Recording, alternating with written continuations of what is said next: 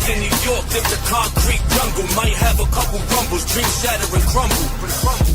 The place at the beginning of rap, where you can't slack. If it's whack, send it back. Gotta stay well aware, keep your ears to the streets. Serve God, get money, stay away from the beef. Is that Boricua from the X? Israelite in the flesh that stay Hebrew fresh, showing love to the set.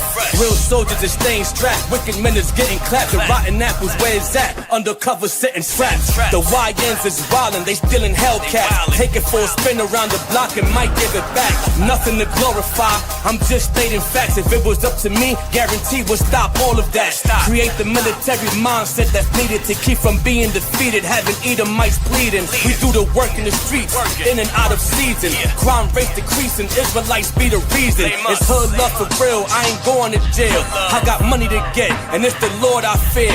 Toast in the air, we making it happen the whole year. Matter of fact, every year around, the Hebrews is here. Yeah.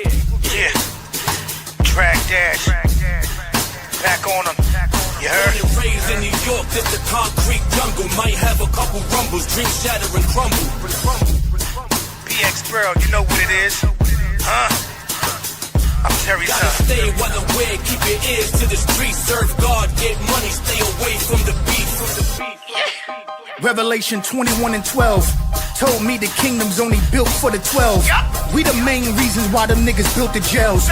And they know Leviathan is bigger than the well. That's the power of God. And speaking to Job, we get back triple what we lost, including the globe. I burn like the fire with Moses, including the stove. I hope they crown me in the kingdom, including a robe. Kind. He come to lead the deaf, dumb, and blind and get us out that 2868 bond and identify ourselves. So he gave away signs and told us that Jesus feasts the color of Acon. My father's Judah, but my mother is too. My wife's righteous, plus all the kids too. My beard's growing fringes with the strip of blue.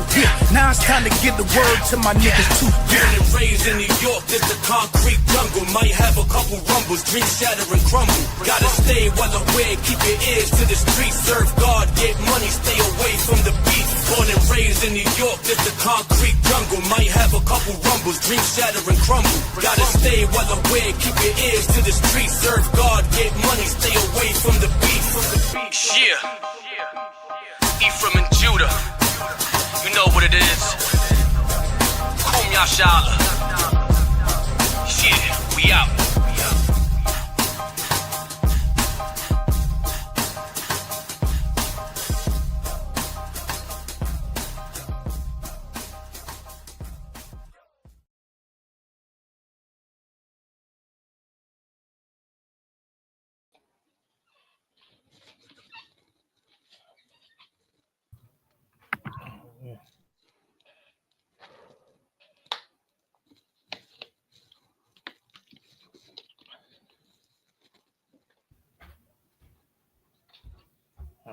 Shalom, can you hear me?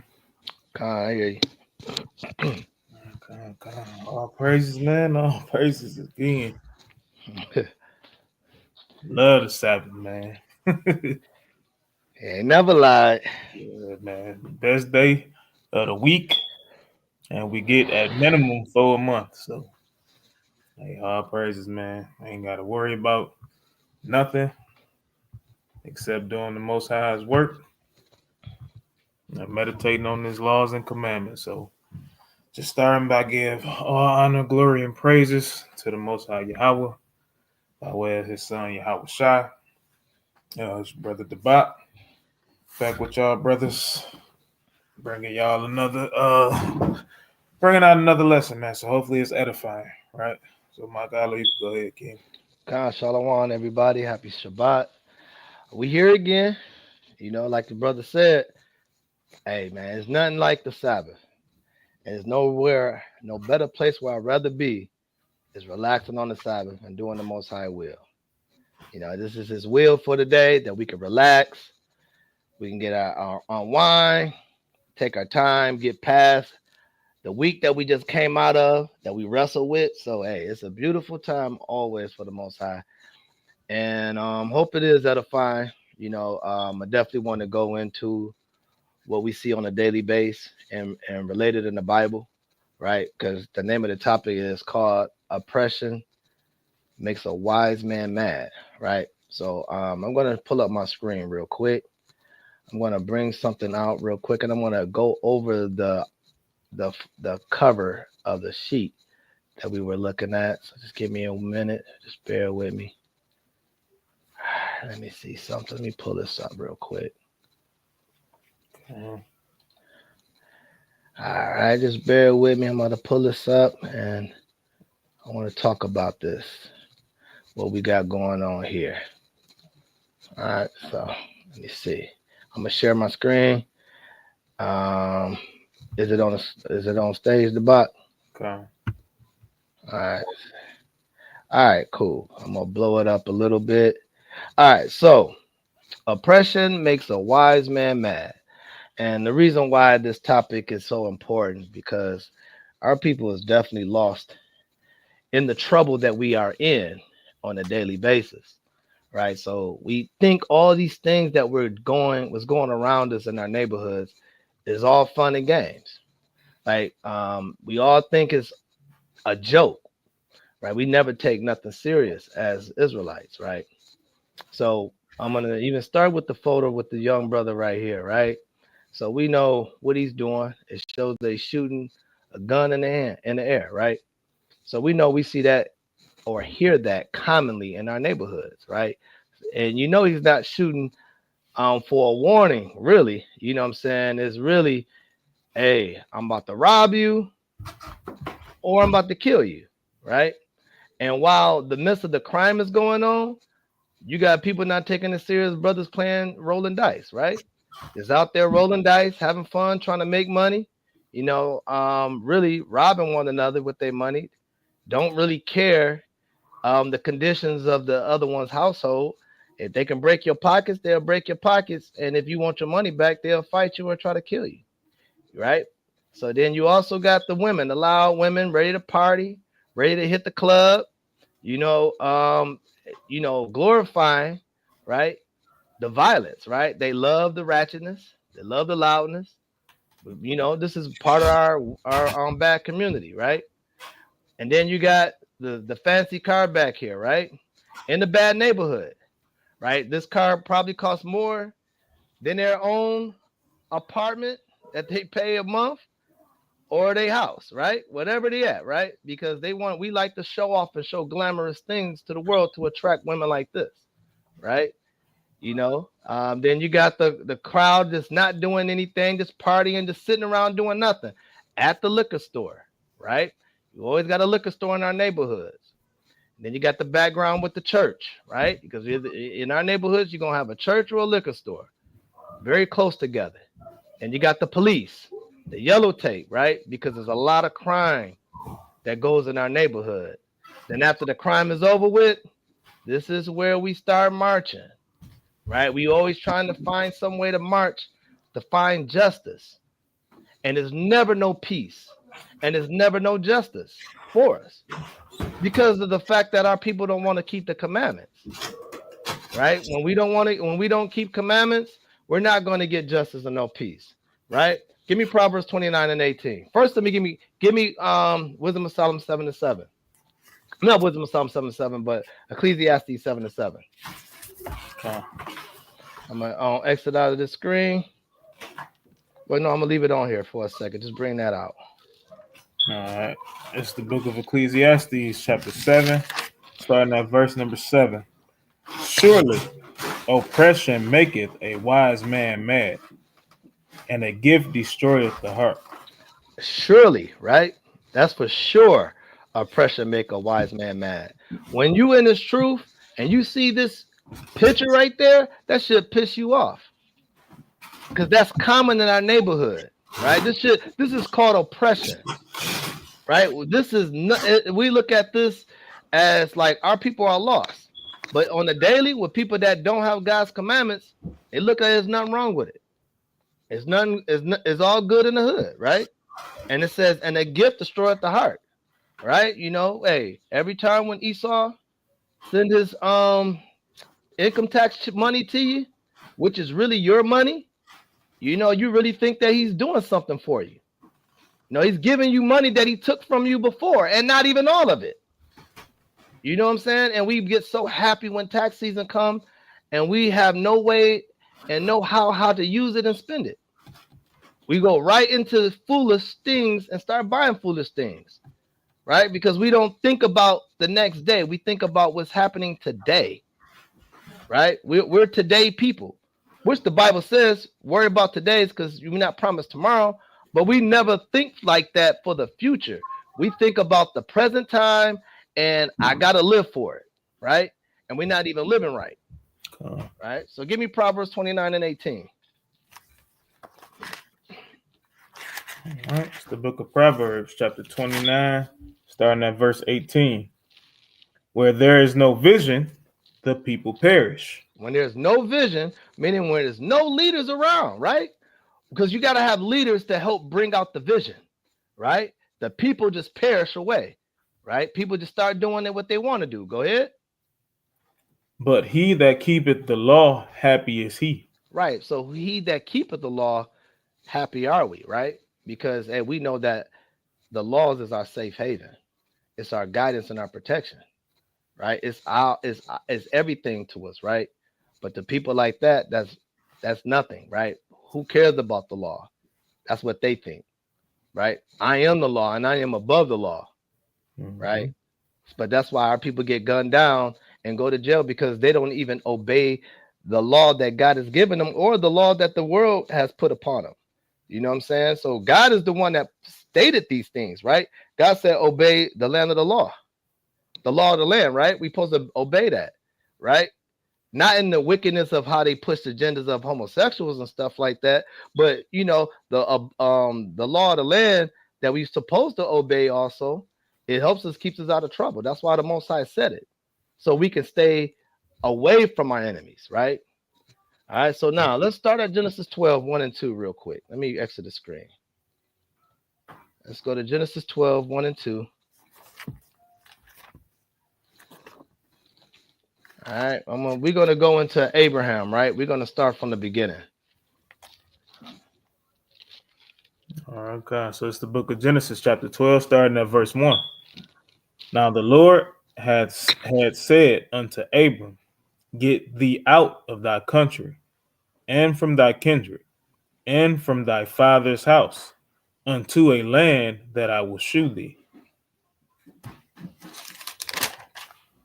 And I will make thee of thee a great nation, and I will bless thee, and make thy name great, and thou shalt be a blessing.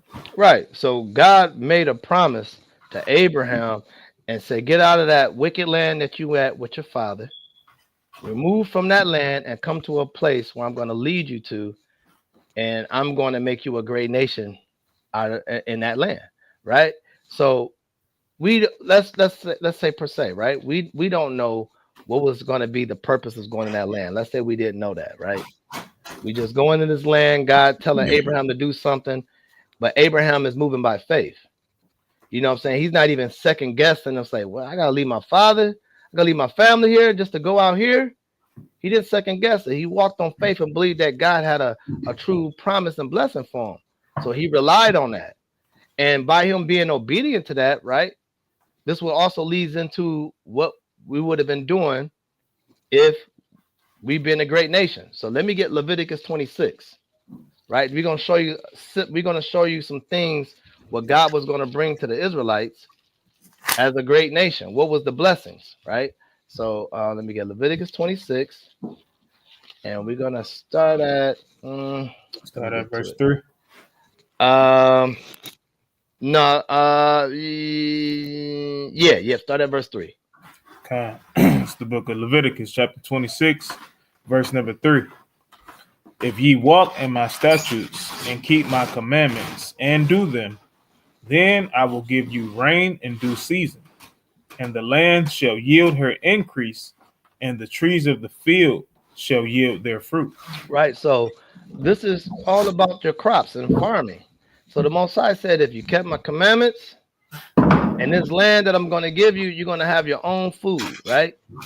Not the food that we get from these grocery stores today, that we don't have no time to even look at them and know where they're coming from, right? We just buy them just because they have a label and say these are what the fruits or the vegetables are. And so we buy them but not knowing the care how it's been taken care of from the warehouse, from the wherever the farmer is at, all the way to the grocery store. We have no idea what they done with those things. But so God was giving us that land so we can take charge of those things, right? All right. So now we're going to jump down to verse 6. All right, verse 6. And I will give you peace in the land. Right. He's going to give us peace in the land where we ain't got to worry about shooting a gun in the mid-air, right? We ain't got to worry about our enemies flocking in our neighborhoods trying to steal what's ours, right? He said, I was going to give you peace in that land, right? Continue. And ye shall lie down, and none shall make you afraid. Right. You should be having good rest of sleep. You shouldn't have you should be able to go in without worrying about somebody's going to break in your home. You should be able to come into your land without someone's trying to burn it down. You should be able to come in your land without you losing your house, losing your car, or having your animals stolen from you. You know what I'm saying? You should be able to come in your land and have peace among your brethren and your sisters. Go ahead. And I will rid evil beasts out of the land. Neither shall the sword go through your land. Right. And those evil beasts are talking about people, right? The other nations, right? These other nations that will come in and steal you and rob you and suck the life out of you. He would have got rid of these evil beasts. But not in this time. Not in this time, because our people love this. Right? We always make excuse and say it's the white man's fault. And we never take the accountability and say it's me who's destroying my own people. The white man could do whatever as much as he can do, but he can allow you to do anything that you don't want to do. So it starts with yourself. Yes, he set traps up for us, and we know that. We know Esau is good for that and the other nations, but it's for you to fall into the trap or move away from the trap. So therefore, it's your fault. Okay. Can't no one make you do anything that you don't want to do. And the real statement is, can't no one make you that angry, but only you. Can't no one make you that pissed to the point where you don't want to forgive. That's you, because you choose not to want to forgive. Right? Because there's always room for forgiveness. Right? Continue. And ye shall chase your enemies, and they shall fall before you by the sword. Right. You should be able to run your enemies, out of your land, right? You see these other nations coming in our land, and they taking our community, and we ain't doing nothing about it. We ain't marching for that. I can tell you that. We ain't marching to say, get them out of our land, get them out of our neighborhood. We ain't doing that. We ain't doing what's so thing of that, right? Because we're afraid of our enemy. Hey, they marching against us to keep them. Right, absolutely. They want to bring them into the kingdom. God, give them a good pass, man. Because you got to think, man, we so oppressed that everybody get a pass from other nations. Everybody can be forgiven from the other nations. But with us, it's no forgiveness. It's grudges on top of grudges. And a lot of times we semi-forgive. And what I mean by that, we may forgive partial of a situation, but we still can't let something go.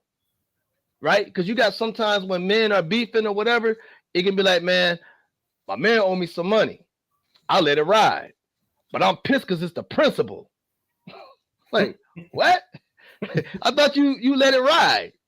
But it's the principle of the whole thing. That's oppression, man. That's the mindset that we have to war against one another, right? But the Most High said if we kept his commandments, he said he shall chase your enemies, and they shall fall before you by the sword. Right? They should be falling off, dying, getting all these sicknesses in their neighborhoods. They should be eating the bad foods while we're eating the most important food that was supposed to be good for our bodies, instead of us going to the hospital over and over because we're not eating correctly. And we want to eat pork because that's what we normally do on these so-called holidays that they bring to us. Right? That's why we were falling by the sword. Right? Give me verse 8. And 5 of you shall chase 100, and 100 of you shall put 10,000 to flight. and your enemies shall fall before you by the sword. Right. We ain't have to have a big crowd just to move out 10,000 people out the way. God only can use a few to knock 10,000 out the way. Because you know why? It's the Most High fighting our battles. Okay. He always fought our battles. Even still to this day, by us waking up in His truth, He's still fighting our battles. Because the world is against us. They're against the teaching of what the Israelites what they teach. Okay. So we have to stand strong and know that our people that's oppressed, they're gonna hate what we say. Just point blank, period. But you got to stay faithful into this walk, right? Because if we keep the commandments, this is what God said He would do. So when we out there teaching, or however we doing it on YouTube or out there in the streets, you know what I'm saying? It's the Most High using His words in your mouth to get the message across. It's never you, it's Him, right?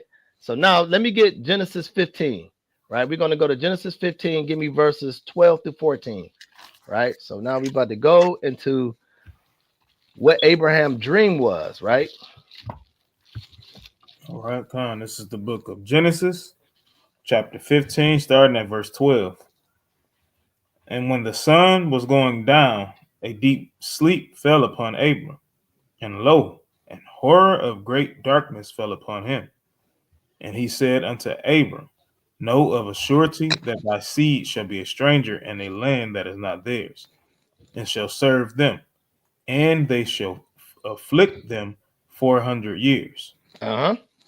And also that nation whom they shall serve will I judge, and afterward shall they come out with great substance. So when God told Abraham that He promised him to make a great nation out of him and give him the land, He said before they even go to that land, they're going to be foreigners in the land.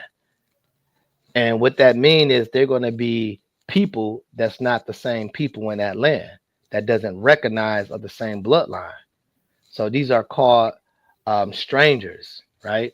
So we became a strange nation in that land in Egypt, right? So God gave him a warning way before He just buttered him up, said, hey, I'm gonna make your nation so great that they're gonna have a ball, they're gonna live life.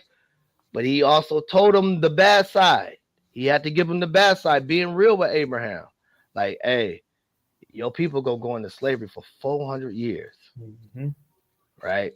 So Abraham wouldn't have to be looked back like, man, I thought you said my people was never going to go through anything, because God is always going to be truthful to anything, right? He's going to be truthful to everything, I shall say, right? He's going to be truthful to everything that comes out of His mouth. There's no lie in the Father's mouth. So He just gave him a pre-warning like, hey, I'm still going to make them a great nation, but they're going to go through slavery. In order for me to make them a great nation, I have to do my miracles around them to show them that I am their Lord, right?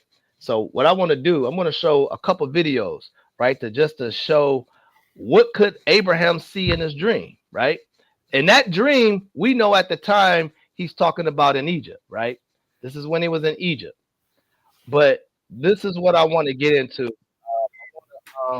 Get into the point what we can visualize what Abraham might be able to see. So I'm going to bring this out. I'm gonna start this at, I want to start it at least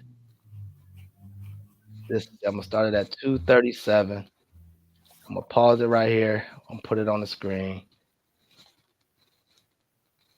All right. Share the video. All right. Look at his eyes. No, pop up shortly. Hold on. I started it. No, I said don't start it. Oh, come on. All right, hold on. Now, here's a likely look. All right, Con, you can go ahead. Start. Okay, I'm gonna go back a little bit. There we go. Eyes. He's not even close to being broken.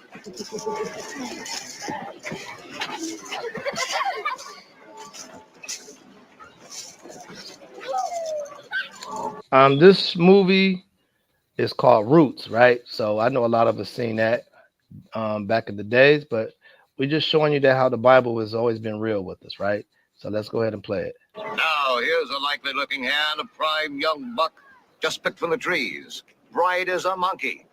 Good bones, sinew. Wanted free of defect. Good teeth, good for Carolina rice. Virginia tobacco, Maryland corn. Pull like an ox and carry like a mule. Step up, see for yourself, gentlemen. He's free of thieves, piles, French pox. He's young, biddable, fine animal, gentlemen.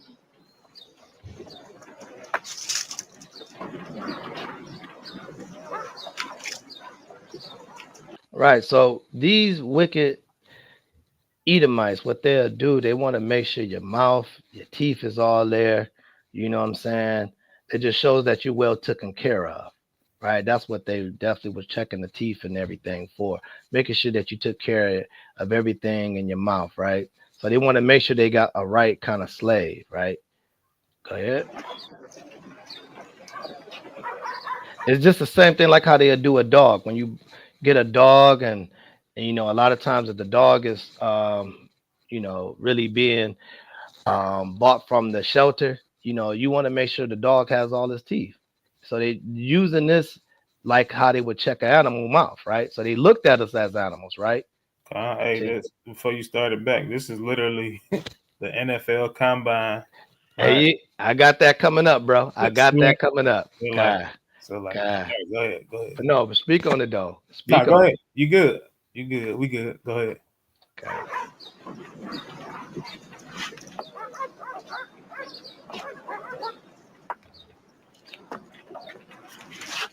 Now I'm going to start the bidding at 150. There's no need to waste time. He's the pick of the herd, gentlemen. You won't find it. See, talking about he's 150, right? Maybe even $1.50. Who knows? Right? That just shows you how much they looked at us that we were nothing to them, right? Just because we didn't want to keep the commandments, right? Let me continue. And is like in these degenerate days, who'll give me 150? I hear the 150. All right. 125, gentlemen. I sold a buck, half of this, for 200 guineas a fortnight ago in Baltimore. Listen to that. He sold a buck, half of that, right? Because they look at us like animals, right? Go ahead. 125, 125, one way, I'll go 130. Hey, I'll go 125, I want to go 30. 130. 130, you'll give me 135, 135, 130, 135. Stop it right there, right? These people are wicked, right? And I want you definitely, if you got something about the NFL, because I'm going to definitely show it. So you just expound on it, brother. Just go ahead, right? Because we can always bring it back up. No, we can keep on rolling. I can expound once we get to it. All right, so let me stop sharing this one right here. All right, let me exit this one out. Right, so that was. Oh, hold on. I didn't mean to do that. So, hold on. My bad. I hit the wrong thing. All right, so going into that, right? I've used that as a way that, you know, Abraham had to see certain things that his people were going to be sold off, being oppressed, right? I got one more other video I want to show you before we get to where I want to get to. I'm going to go here, another dream that Abraham could have seen, right? So let me pull this up real quick, right? Because these things are true that what we deal with. And this is our history. This is definitely our history. So when we ignore these things, right, this is because we allow their money to make us feel like this was the past and now this is now, and we're taking good care of you. So let me share this with you.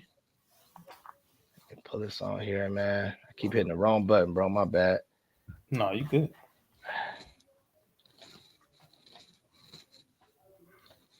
All right, I'm gonna share that. Let me know when you're ready to play it. All right. Go ahead. One more second. Wait for it to pop up. All right, you good. There's menacing scowl watched over all of you. Every moment, glance, and breath you took. You could be robbed of your clothes and paraded round town if the overseer said so. You could be beaten raw with leather or metal if the overseer demanded it. You could be branded with hot iron, a mark of shame as much as pain. Right, so you can be branded, right? Where is that happening now in today's day? Today's day is when we go into sororities, right? They brand you. Coming from slavery, right? To make you a property of them. And then you also become a property of them, of a Greek custom, right? Ain't nothing cool about branding nobody. Shoot, the Most High said we ain't supposed to leave no markings, no tattoos, or anything like that on our bodies, right? Because our body is a living temple where the Most High dwells at. He don't want nothing that's unclean entering the temple that he uses us to move through, right? Let me continue. At the overseer's bidding, the antebellum era of the United States saw a country built, divided, and even go to war over the issue of slavery. Through coercion, humiliation, and racial supremacy, slavery would cost the first African Americans and their descendants today. Welcome to History on Fleek. Today we examine the punishments used on slaves of the antebellum. Right, and see, the public humiliation is really to make an example, right? They try to push the point of letting them know that they are gods over us, and we should fear them. And what they would do to create the divide and conquer, they would take men of our own kind and punish us and use our people against us. Mm-hmm. So what that was doing is creating a hatred towards one another, right? They were creating a hatred towards one another. So therefore, now you see what's happening right now, right? When they divide and conquer us, hey, man, you not my people. I ain't grew up in the same house with you. I don't trust you. Why? Because master may tell you to whoop me and you gonna do it. Master told me you gonna rob me. So that's why I can't do business with you. Because this was all meant to destroy our mind and our spirits. And this is why we oppress, because we forget that they done this to us. We forget. And instead of we standing up and speaking what's right according to the laws of God, we become against the laws of God and hate the Bible and hate our people. Just as way they manipulated the Bible to us in slavery. All right, continue. Hey, blow your screen up too. Okay, got you. Is that good? Okay. For slaves in the antebellum, public humiliation was pervasive. Punishments and humiliation were grimly intertwined. What could be a punishment for one individual could stand as a warning. You see, there's always a brother with a whip. You don't really see too many Esau's in there with the whip. It's always the brother that's volunteered to use the whip. Right? Go ahead. And threat to others. Furthermore, so often physical punishment would be delivered to reassert the racial supremacist order. It is frankly a fallacy to present slave punishment and humiliation as separate matters. Esau, this is no new thing. Esau liked to hide behind his crime. He liked to put pawns in front of him while he sit back and watch and say his hands is clean. Mm-hmm. All right. Hey, they did it in the movie Life. You know what I'm saying? Or at least they tried, even though that was like a comedy. But you know, they just reenacting literally what they did to our forefathers. But at least in that comedy, you know what I'm saying? Eddie Murphy was like, "Nah, you don't want to give me that gun because I'm gonna shoot you with it." Right, right. And he ended up getting punished. So, God. Anything else you want to expound, or that was good? Nah, I'm good. Okay, Con. Slaves could be stripped naked and paraded through the streets following physical punishment. Debased. And that was to humiliate you, right? And they want to show you that when they stripped you naked, walking around the street with whips, it was mostly to put you to shame and look at you as a master. He's the real one we should fear. And not fear God, right? That's what he was trying to portray it, right? And that's what it was, just to humiliate us, right? Let me continue. Facing the individual, but also as a latent threat to their fellow enslaved. Collars could be placed on slaves, a visible and loud act of debasement that, ironically, would not aid their all-important forced labor. Shackling of the hands and feet of male slaves was rife in the antebellum. Survivor accounts include instances of runaway slaves being captured and forced to wear a bell or pillory for a whole year. Public humiliation was part of the very design of the antebellum and slavery-funded society. For enslaved persons, it was inescapable.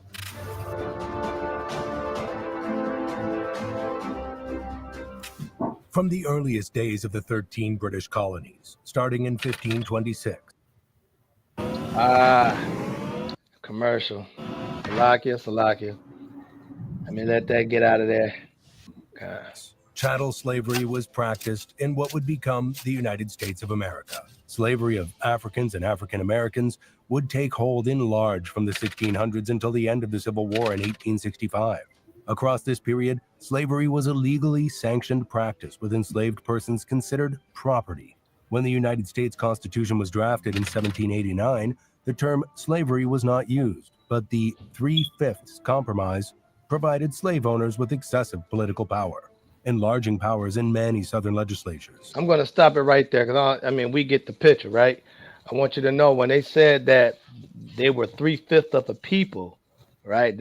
That's what that meant. Like they wasn't really human, right? They looked at us as animals. You know what I'm saying? So that's why they called it the 3/5.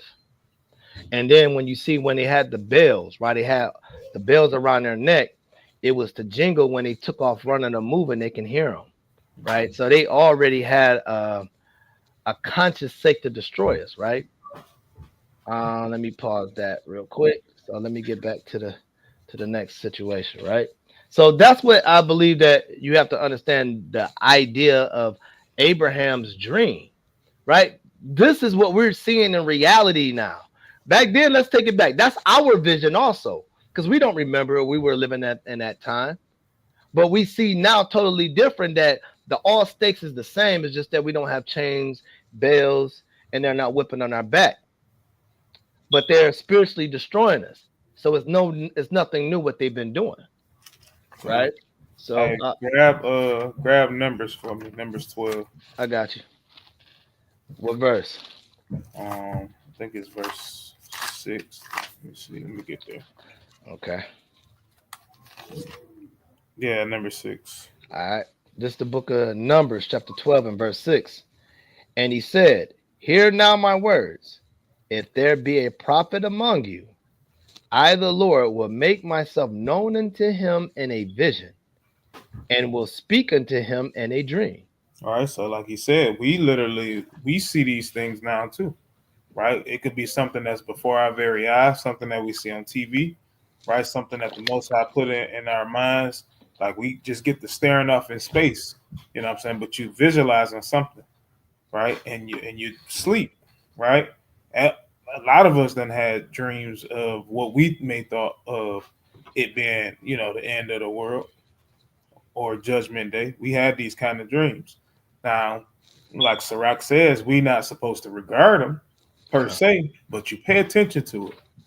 Right? Pay attention to them dreams, right? Because they definitely mean something. But the reason why Sirach said what he says is so you just don't go chasing after and seeking after what you've seen in your dream, because that'll lead you to go off. Now you thinking you Joseph, right, or Daniel, and you can interpret something. Like, nah, you can't interpret everything. You don't know why, it's gonna happen the way that it's gonna happen, right? And just real quick, for instance, he's gonna give us certain things. Like when we read in the book of Revelations, we see that John has certain dreams, and he's mentioning certain things. Why? Because those things don't exist in this time. He's seeing visions of the future, so he's using things that is in this time to best explain, right? And that's why when we have, the dreams that we may have, things that we watch, it'll pop up in those dreams. You know what I'm saying? Like, and one of the dreams I had, I'm not gonna go into the particulars, but I literally had the Simpsons literally in one of my particular dreams. Like I seen them in the sky before all hell started to break loose, right? So it just goes to show you that, hey, the Most High is dealing with you. If you having these dreams, it's even more solidification that the Most High is dealing with you. You know what I'm saying? So, hey, keep going.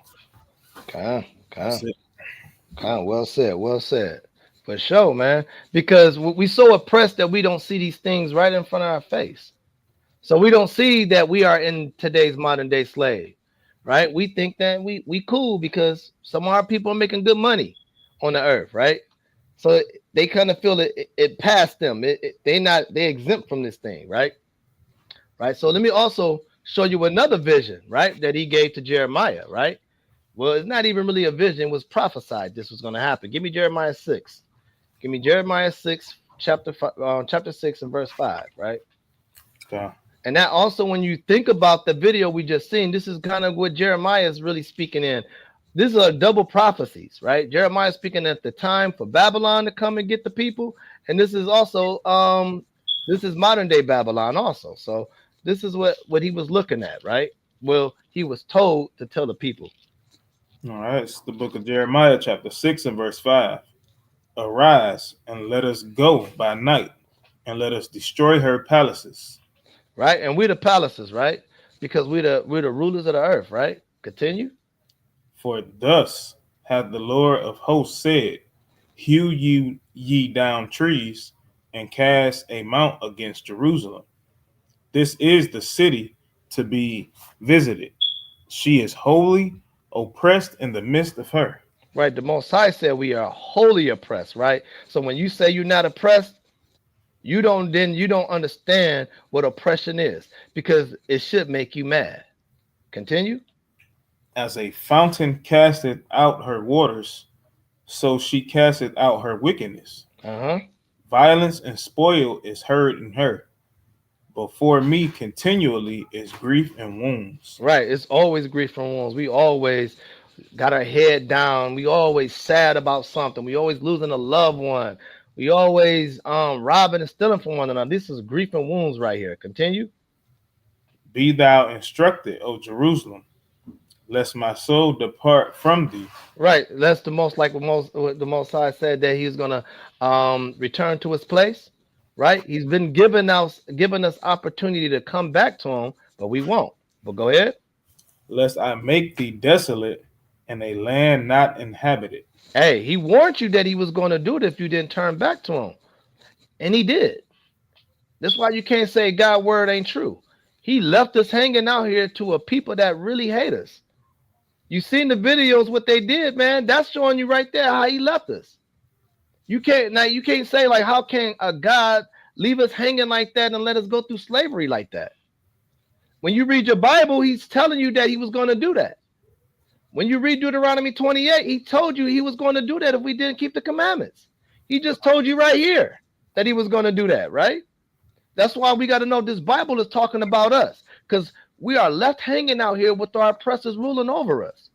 And when we know that, we should be feeling that oppression, because they're not letting up on us, right? Continue. Be thou instructed, O Jerusalem, lest my soul depart from thee, lest I make thee desolate in a land not inhabited. Right, because we don't even inhabit no land right now. We're spread it everywhere. Continue.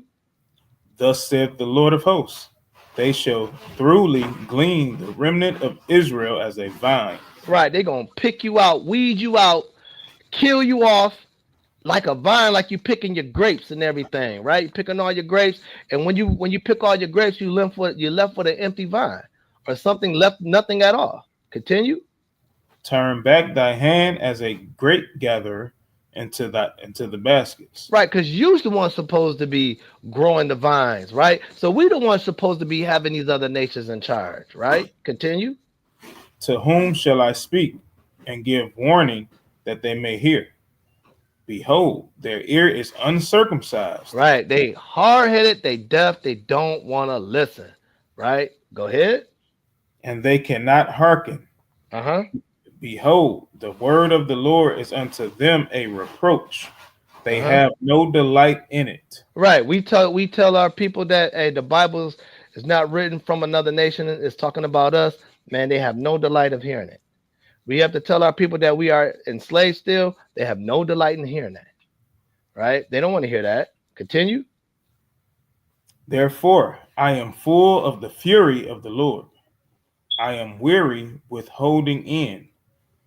I will pour it out upon the children abroad, and upon the assembly of young men together. For even the husband with the wife shall be taken, and the age with him that is full of days. Right. This is so, again, Don't blame Esau and them that they did that. Blame yourself. The Most High warned you if you didn't come back to him, that's what he was going to do. So guess who's doing it, right? Blame Esau all day. But this is the Most High doing. Okay. You want to be mad? Then be mad at the Most High. Because he's not letting up until 1/3 and the 144 wake up. Okay. This is not it. Be mad at yourself. Khan, absolutely. That's Absolutely. that's all you're saying when you say be mad at the Most High. Khan. He's just doing what he told you he was gonna do. Absolutely. Because you don't want to listen. God, he keeping his word. We not keeping ours. Khan. Go ahead. All right, verse 12. And their houses shall be turned unto others. Right. That's why we don't own nothing, right?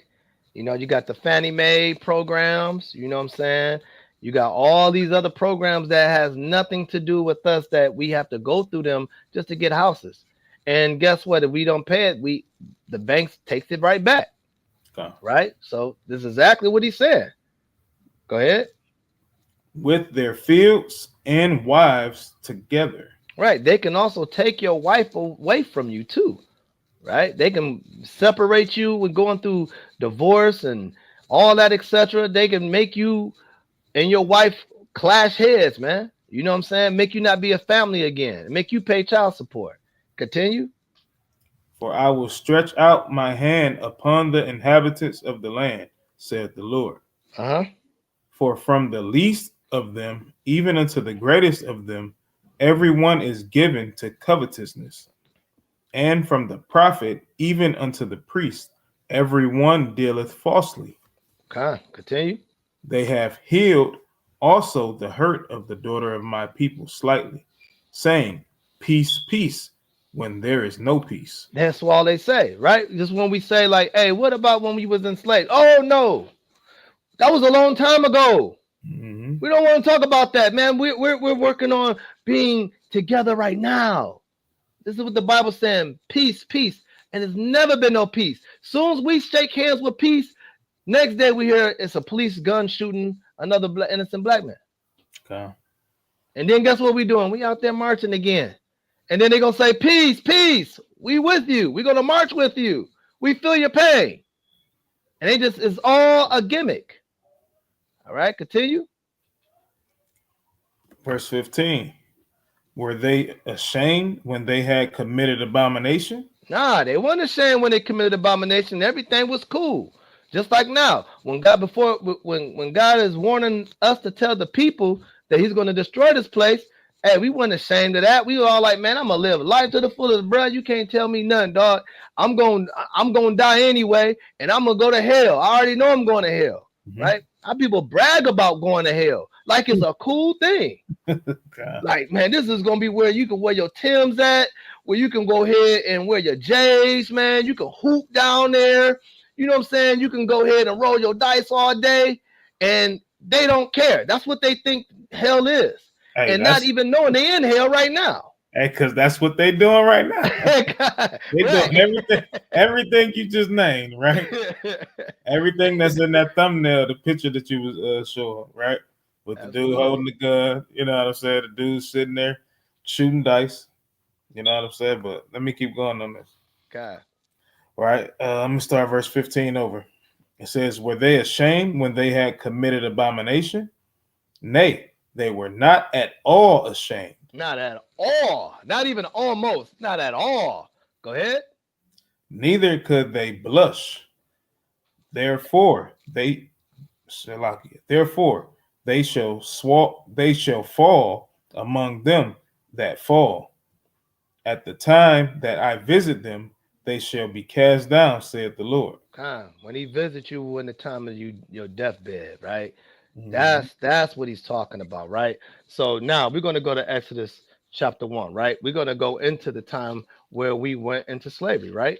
Give me where it first started, because God told Abraham that he was going to bless him. Then he gave him a dream. But then this is the performance of the dream that Abraham seen when he was sleeping, right? So let's go to Exodus 1, start at verse 1, and we're going to read all the way to 14. Okay.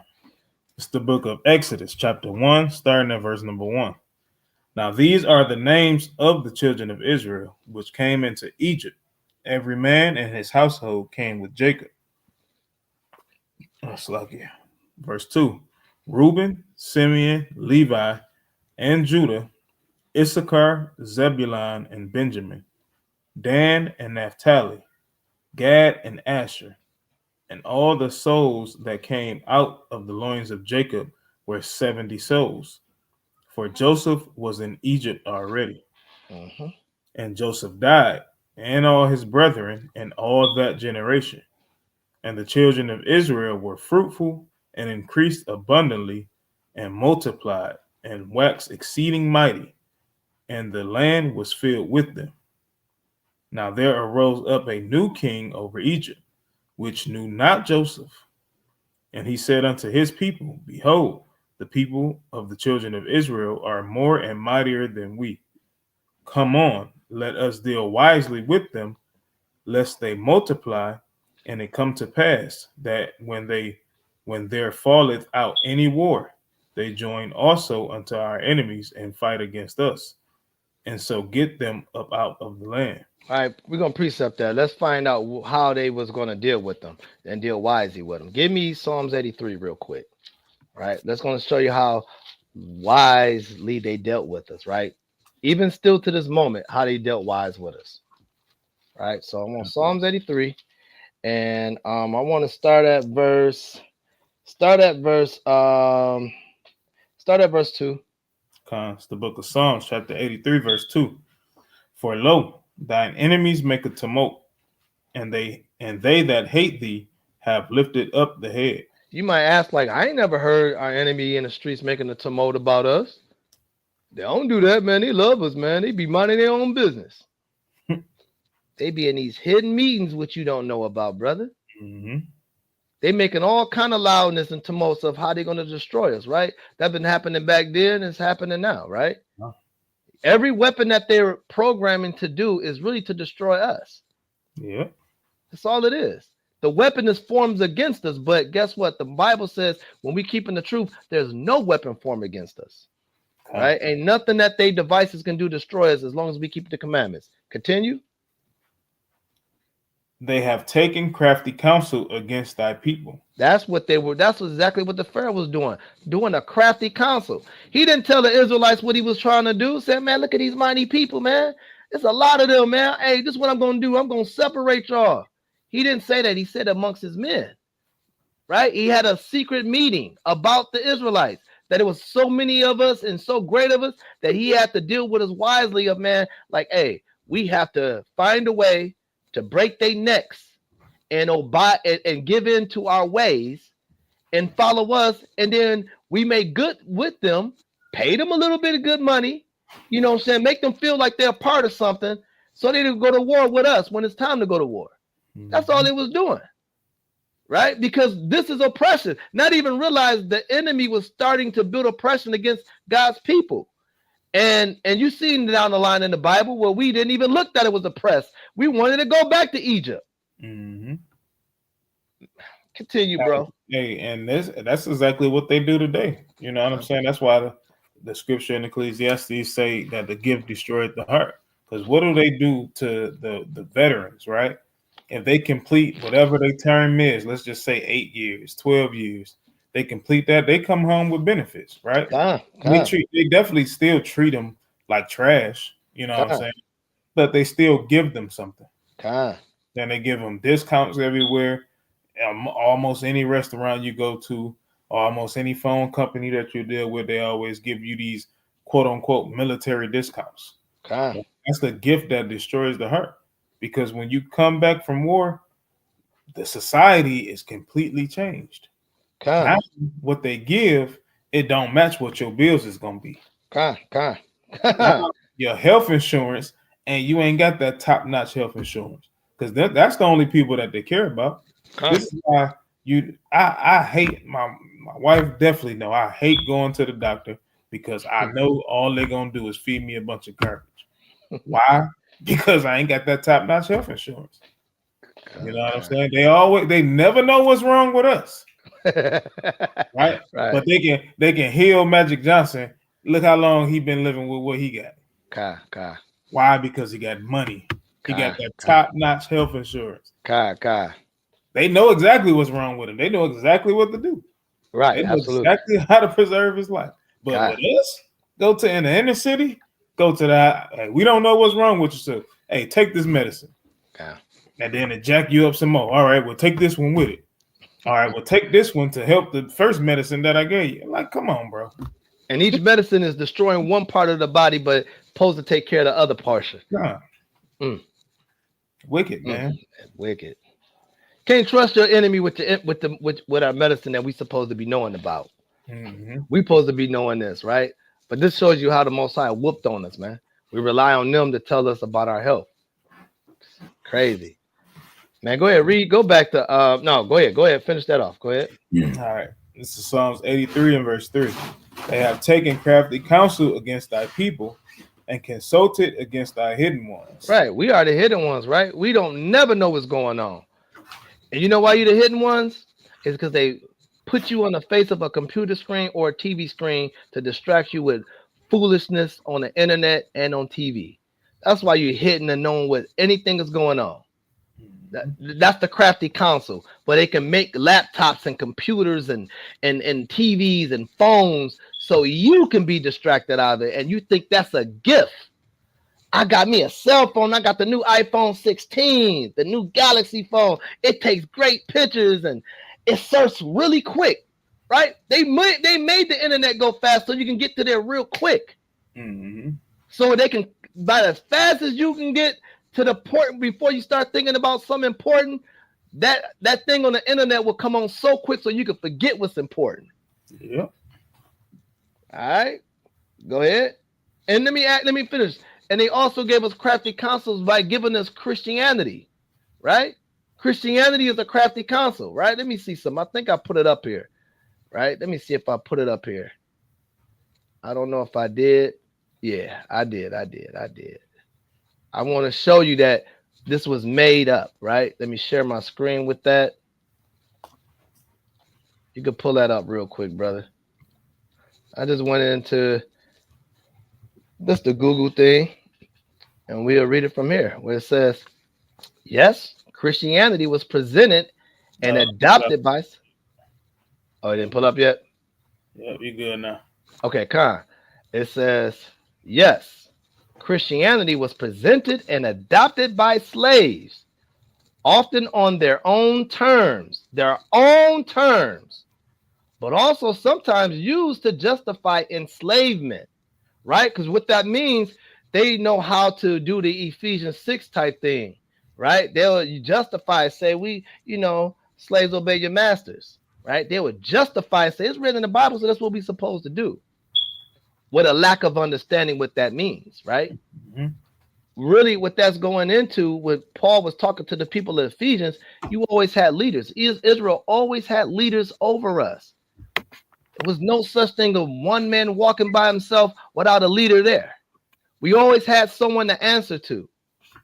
Christ even got someone to answer to.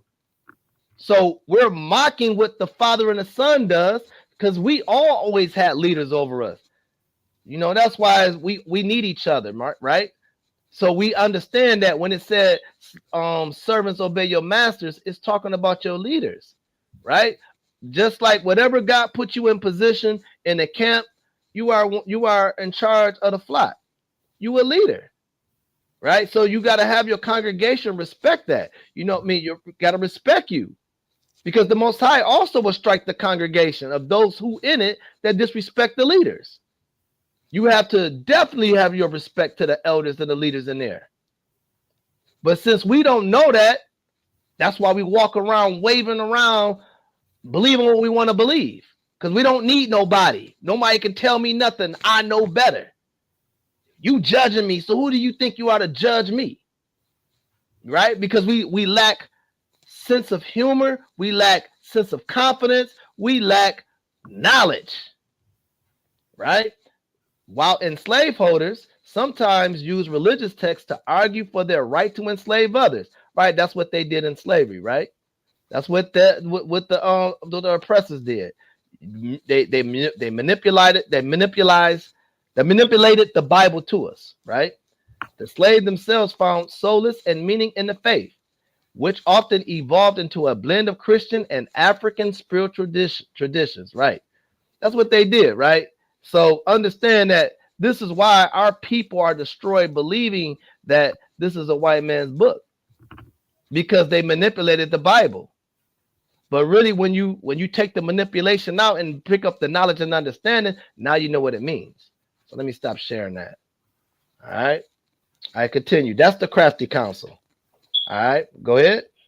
Verse 4. They have said, come and let us cut them off from being a nation, that the name of Israel may be no more in remembrance. That's it. That's all I want, right? That's all I want. I don't even want to go through the list of the other nations, right? We kind of understand these other nations that have oppressed us. Go back to Exodus 1 and start it back at 10 again. No, All go to right. verse 11. Comes the book of Exodus, chapter 1, starting at verse 11. Therefore, they did set over them taskmasters So you have people to ruling over you that from the other nations. Go ahead. to afflict them with their burdens. Right, that's happening right now. That's why you got to get up early in the morning to go ahead and be afflicted. This is why you should be happy we have a Sabbath, because this is the day. That's the day we don't get afflicted. Right? Continue. Therefore, they did set over them taskmasters to afflict them with their burdens. And they built for Pharaoh treasure cities, Pithom and Ramesses. Jump straight down to verse 13. Verse 13. And the Egyptians made the children of Israel to serve with rigor. Right, and that's the same thing as today. The oppression that we have is very rigor. Everything, man. You can't see your kids when you want. They got to go to school and be oppressed. You got to go to work and be oppressed. And you pick them up oppressed. They coming home oppressed. You ain't got time to deal with them because the schoolwork they giving them at the school, you got to do the homework. Pretty much you're doing the homework. Okay. You know what I'm saying? Because the kids don't understand the kind of curriculum that they giving them. So the parents is doing the homework, and the parents got to make the dinner in them so they can eat, give them the bath, and go to bed and be oppressed all over again. Okay. And you saying that's not oppression? Mm-hmm. You literally have maybe 30 minutes. Come. Yeah. We literally got to make our own time. You got to sacrifice time on the back end. You got to sacrifice sleep. In order to raise your children in this society, you got to have a lack of sleep, which is also the reason why we won't live long lives, because you need rest. When you don't get rest, your immune system literally goes down. Every day you don't get no rest. Then you wind up getting sick. Now you got to miss time from work. Guess what? Now you're behind on bills. Right? So hell yes, oppression pisses us off. Absolutely. Absolutely. Hey, real quick, give me First Maccabees 1, 11 through 14. Right? Because we got to understand that oppression, man. You like you said, you don't have time for anything. Only time you have with your children is like soon as they get in the car, how was school? You got any homework? You know what we got to do. You get home, you got to do homework. And then they sleeping in the car. Yeah. And then after that, they got the book bags out and we doing homework. Oppression makes a wise man mad. Right? Give me First Maccabees chapter 1. Start at verse 11. All right. It's the book of First Maccabees chapter 1 and verse 11. In those days, when they're out of Israel, wicked men who persuaded many, saying, let us go and make a covenant with the heathen that are round about us. For since we departed from them, we have had much sorrow. Right. Since we ain't been around them, man, they don't even recognize that they're being oppressed by them. That's how you see how destroyed we are. We don't understand what blessings and curses is. We don't even look at we curse. You tell our people now today, like, man, we the people of the Bible that's cursed. I ain't cursed. Not me. I ain't cursed. Like, I swear I ain't cursed. You curse. I hear that all the time. We are cursed people, if you want to believe it or not. Go ahead. Verse 12. So this device pleased them well.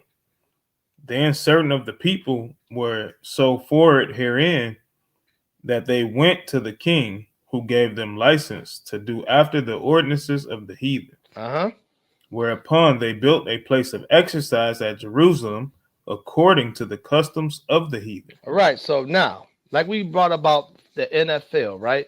So we're gonna bring something up like what we seen earlier in the video, checking your teeth, checking all these things. I'm gonna bring something up about the NFL. Just bear with me real quick. I'm gonna give you the small one. First let me give you the quick version of this one, what I want, and then I give you a different one. Let me do that. Let me give you the first one I wanted to give, what I was gonna bring out, and I got a second one I forgot to bring on here. So let me get this going. Let me present it. Share screen. Where is it at? Here we go.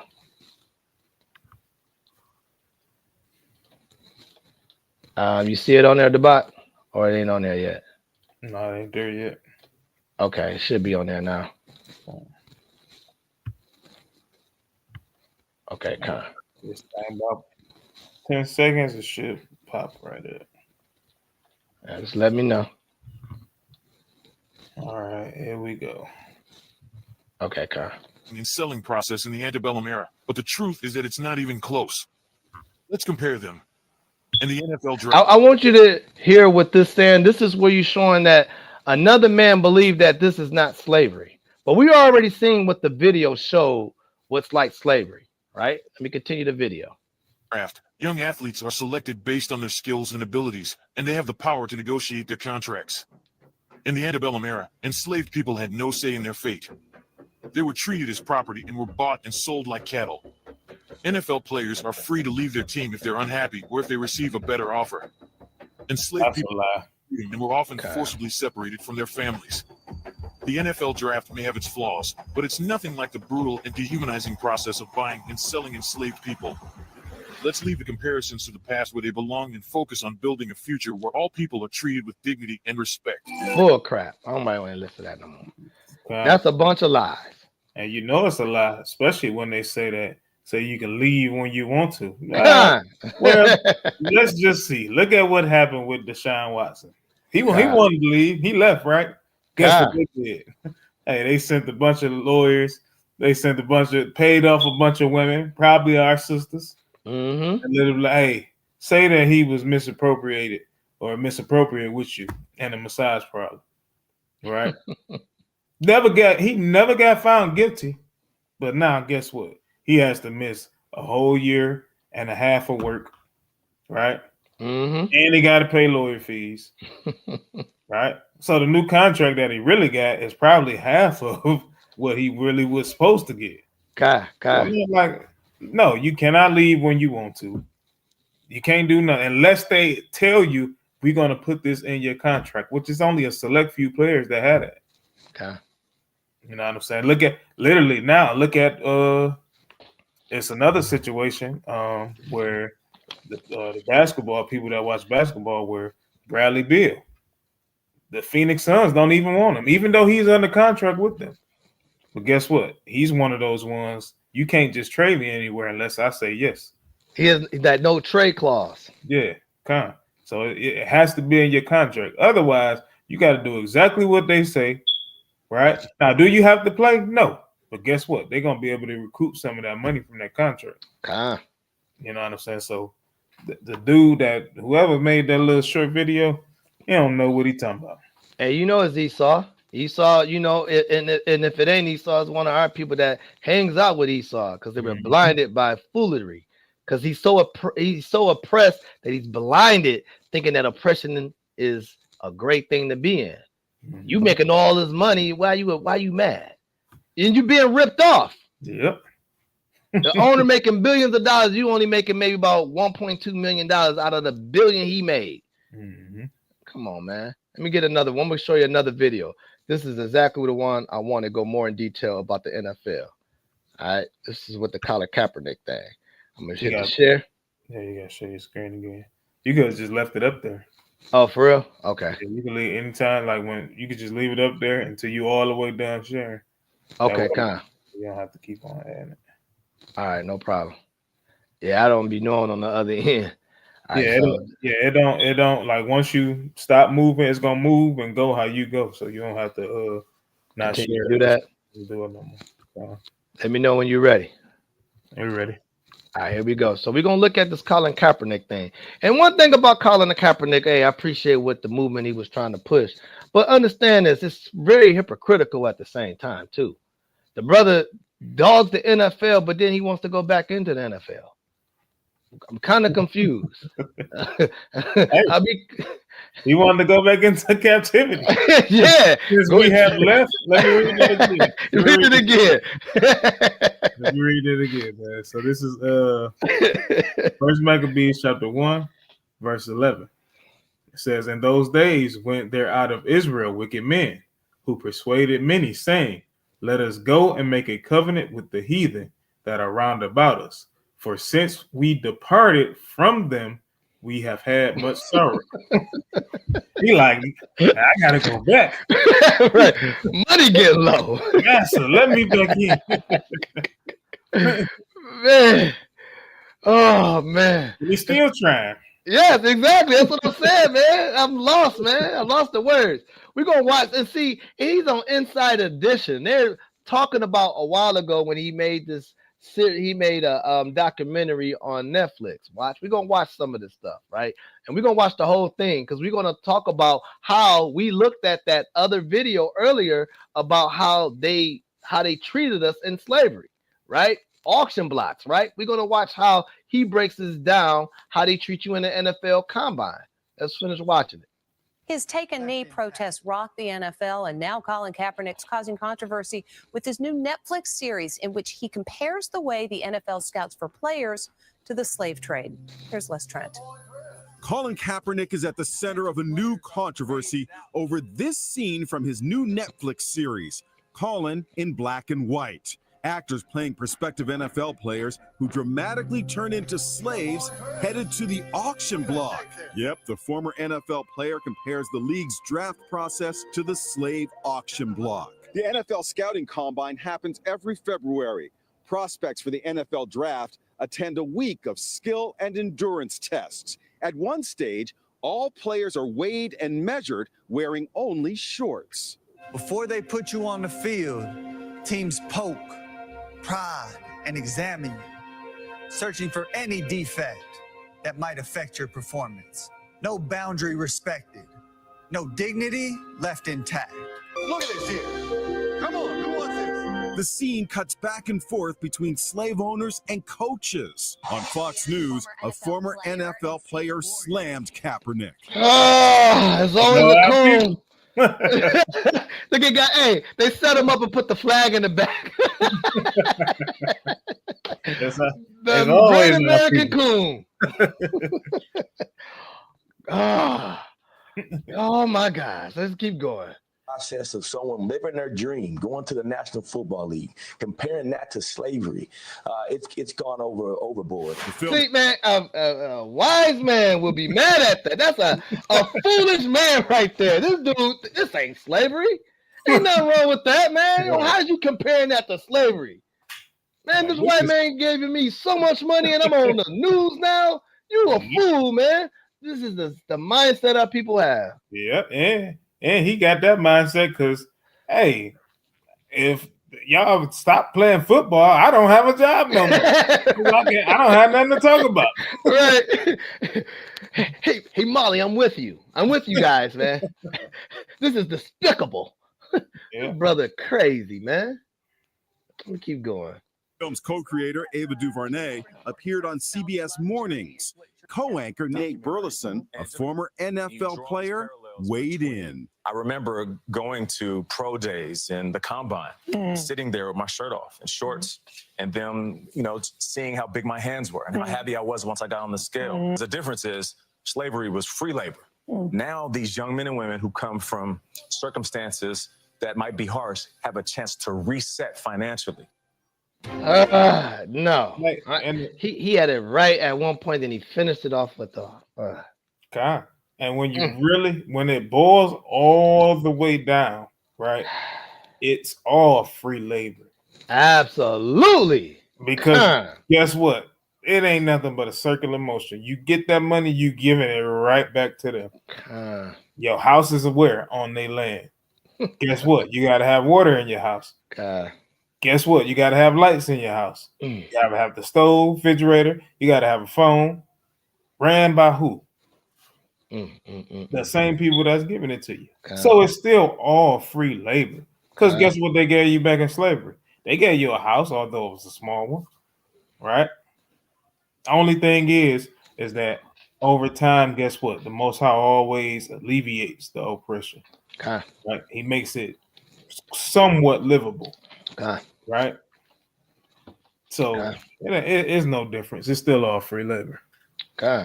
You know, and great point. You know what I'm saying? I don't even have to expound on anything else. You kind of pushed everything out, right? You know what I'm saying? So it's true. It's definitely true with that. Let me move on, man. Let me get Exodus chapter 2, 12 and 14, man. That's really good input with that. You said Exodus 2. Yep, Exodus 2, verses 12 and 14, right? This is showing you when you so oppressed, you don't even realize who got your back, right? Let's go ahead. Let's continue. Read 12 and 14. All right, it's the book of Exodus chapter 2, starting at verse 12. And he looked this way and that way. Now let me make that clear. Start at 11 so we know who this is talking about. All right. So verse 11. And it came to pass in those days when Moses was grown, that he went out unto his brethren and looked on their burdens. And he spied an Egyptian smiting in Hebrew one of his brethren. Right. See, now this again, brothers and sisters, those that don't know no better, it's a difference. He said he see a Hebrew and he see an Egyptian smiting in Hebrew one of his brethren, meaning that this was Moses' people, right? So let's see what he were doing. What he do? What he did? Go ahead. And he looked this way and that way. So he looked both ways, trying to see if anybody gonna see him what he about to do. Go ahead. And when he saw that there was no man, he slew the Egyptian and hid him in the sand. So he had his back, man. You see my man beating on my man, and guess what he did? He stepped in and killed my man. Think about what's today's day, man. We see police brutality all the time, and we're afraid to even go to the police officer just to make him stop beating my man. What we do, we bring out the camera phones. We want to show that's the help we bring in. And all we're doing is trying to make money off of it. I'm going to post this on my Instagram to see if I can get a whole bunch of loves and likes. This is my chance. This is my come up to watch my own people get beat. Right? Moses didn't do that, man. He looked both ways like, I don't hope they don't see me because I'm about to kill him. So that's what Moses did. He did the right thing. Go ahead. And when he went out the second day, behold, 2 men of the Hebrews strove together. And he said unto him that did the wrong. So they're arguing together. So you got Israel arguing over each other, whatever reasons. But go ahead. Let's see what they said about Moses. Wherefore smitest thou thy fellow? Say that again. Wherefore smitest thou thy fellow? And he said, who made thee a prince and a judge over us? See, we hate each other so much that we don't even know what help look like. Like man, hey, now you gonna kill me too? Like, bro, he saved us. He saved your brother, right? If that was the same brother, it sounds like the same brother, right? Hey, he just saved your life from getting beaten, and now you against him because you love your oppressor so much. Oppression makes a wise man mad, man. And it's the same thing with domestic violence situations. It's hard to even help a sister. You know what I'm saying? That like if a man hitting on a sister, because you try to go help and you butt in, and they both turn on you and kill you. You know what I'm saying? You get the dude off the sister, and next thing you know, she helping him fight you. Right? You're supposed to beat me. This is crazy, man. People, hey, I don't understand it. And man, it's been in situations where you got women go with these crazy men beat on them, you help them, and they take them back. They take them back and say, I love them. Like, what? You was about to put him in jail, and then I helped you get him off of you, and then you bail him out of jail, and you bring him back home because you miss because he gassed you up with some words, and then you say you miss him. Now you love him, and then the dude that helped you now he look like I shouldn't even helped you. Okay. And that's not to say, because again, we know that we under grace. That's not to say that nobody can change, but you got to give it time. Okay. It shouldn't be in an instant. Like if a woman is getting beat, hey, even if a brother is getting beat, somebody come and help you, right? It shouldn't be in a moment's time where you flip, right? Okay. You receive that help, you allow that brother, sister, whoever it may be, to go and get whatever help, counsel, whatever it is that they need. They got to receive it, right? By themselves, not with you. They have to receive it. They have to repent, right? It's a whole process. It should never be 10 seconds later, 2 days later. Absolutely. Pressure makes a wise man, bro. That was it right there, man. Go ahead. Yeah, go ahead. Finish it off. Verse 14. And he said, who made thee a prince and a judge over us? And tendest thou to kill me? You won't kill me now? Shoot. As thou killest the Egyptian? And Moses feared and said, surely this thing is known. Right. He knew that, like, dang, it got around. So let me make sure, let me get up out of here, right? Moses trying to help his people, and that's how you show the much hate that we have of one another, that we don't even know what help really looks like when we helping a brother or sister out. Okay. We think that we're attacking them while we're helping them. That's how confused we are. Oppression makes a wise man mad. Simple. All right, give me Exodus 14, man. Give me 14 verses 10 to 12. All right, it's the book of Exodus, chapter 14. You said verse 12, right? You start at 10 through 12. No, it's lucky. So verse 10. And when Pharaoh drew nigh, the children of Israel lifted up their eyes, and behold, the Egyptians marched after them, and they were sore afraid. And the children of Israel cried out unto the Lord. Right, so this is the time when we coming out of Egypt, and we are right over there, right by the water, right? You know what I'm saying? By the Red Sea. So right now they're seeing afar that the chariots is coming with the Egyptians coming to get them back, right? So they're crying out, and they seeing that the Egyptians is coming to march and coming to get them. And read verse 11. And they said unto Moses, because there were no graves in Egypt. Listen how stupid it is, because there's no graves in Egypt. Go ahead.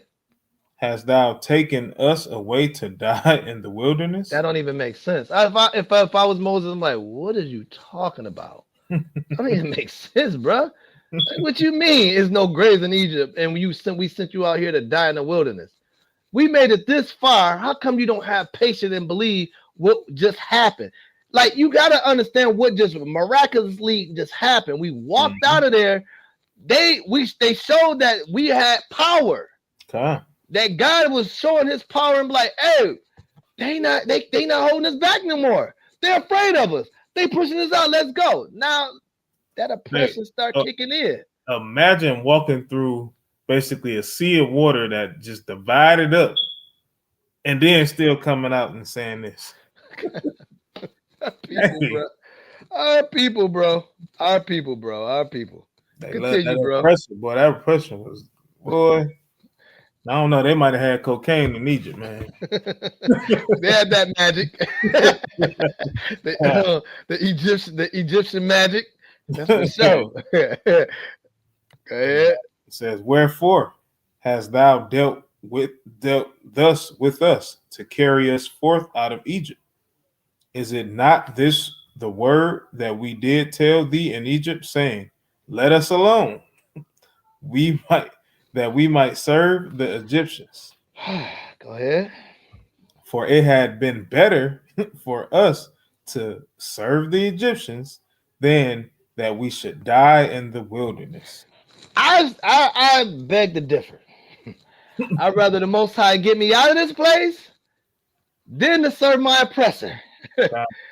Like, I beg to differ.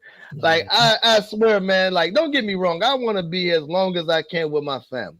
That's the only thing that I think about being here. The family, friends, whatever. Other than that, I want to be with the Most High if that's his will. And that's all the way through the kingdom, not just be there and not do a good job. You know what I'm saying? I want to do a good job for the Most High. You know, I care about this walk, right? I care about making him smile on a daily, right? Rather if I don't know if he is or not. That's what I want to do. I want to please him, right? I'm done pleasing family members. I'm done pleasing friends or whatever. I'm here to please the Most High now, right? So I don't have no mindset that I want to stay on this earth to continue to play video games, to continue to go ahead and enjoy life. Don't get me wrong. God has, like you said earlier, he's lightened up the oppression for us that we can enjoy some of these things. But the real enjoyment that we're dealing with is when we're waking up and coming together on feast days and camaraderie. That's the enjoyment of it. In the midst of this captivity, right? That's the enjoyment. It ain't about going to this basketball game, football game, this boxing match, watching all the good cars that they built up and they want to do a car shows. That's not life. I mean, it's good to look at for a temporary time, but it gets boring. Right? That's oppression, man. Oppression keeps you excited for so long that you forget that you start acting like the other nations, especially when it comes to sports. Us people, man, we don't know how to have a decent conversation unless we got to talk about sports and women, because we're so oppressed that we don't even know how to say, man, I like your shoes, man. I like what you did with them. I appreciate how you wore that. Hey, sister, I like the way you cover yourself. I like how you dress. I like how you treat your children. I like that you got a family. Like we don't know how to talk like that. Right? We got to talk about, man, I got this many girls. I got that many girls. I got that girl. I lay with her last night. I let my man get with her. And then she came back to me. I squared her off. Man, we say all kind of stupid stuff.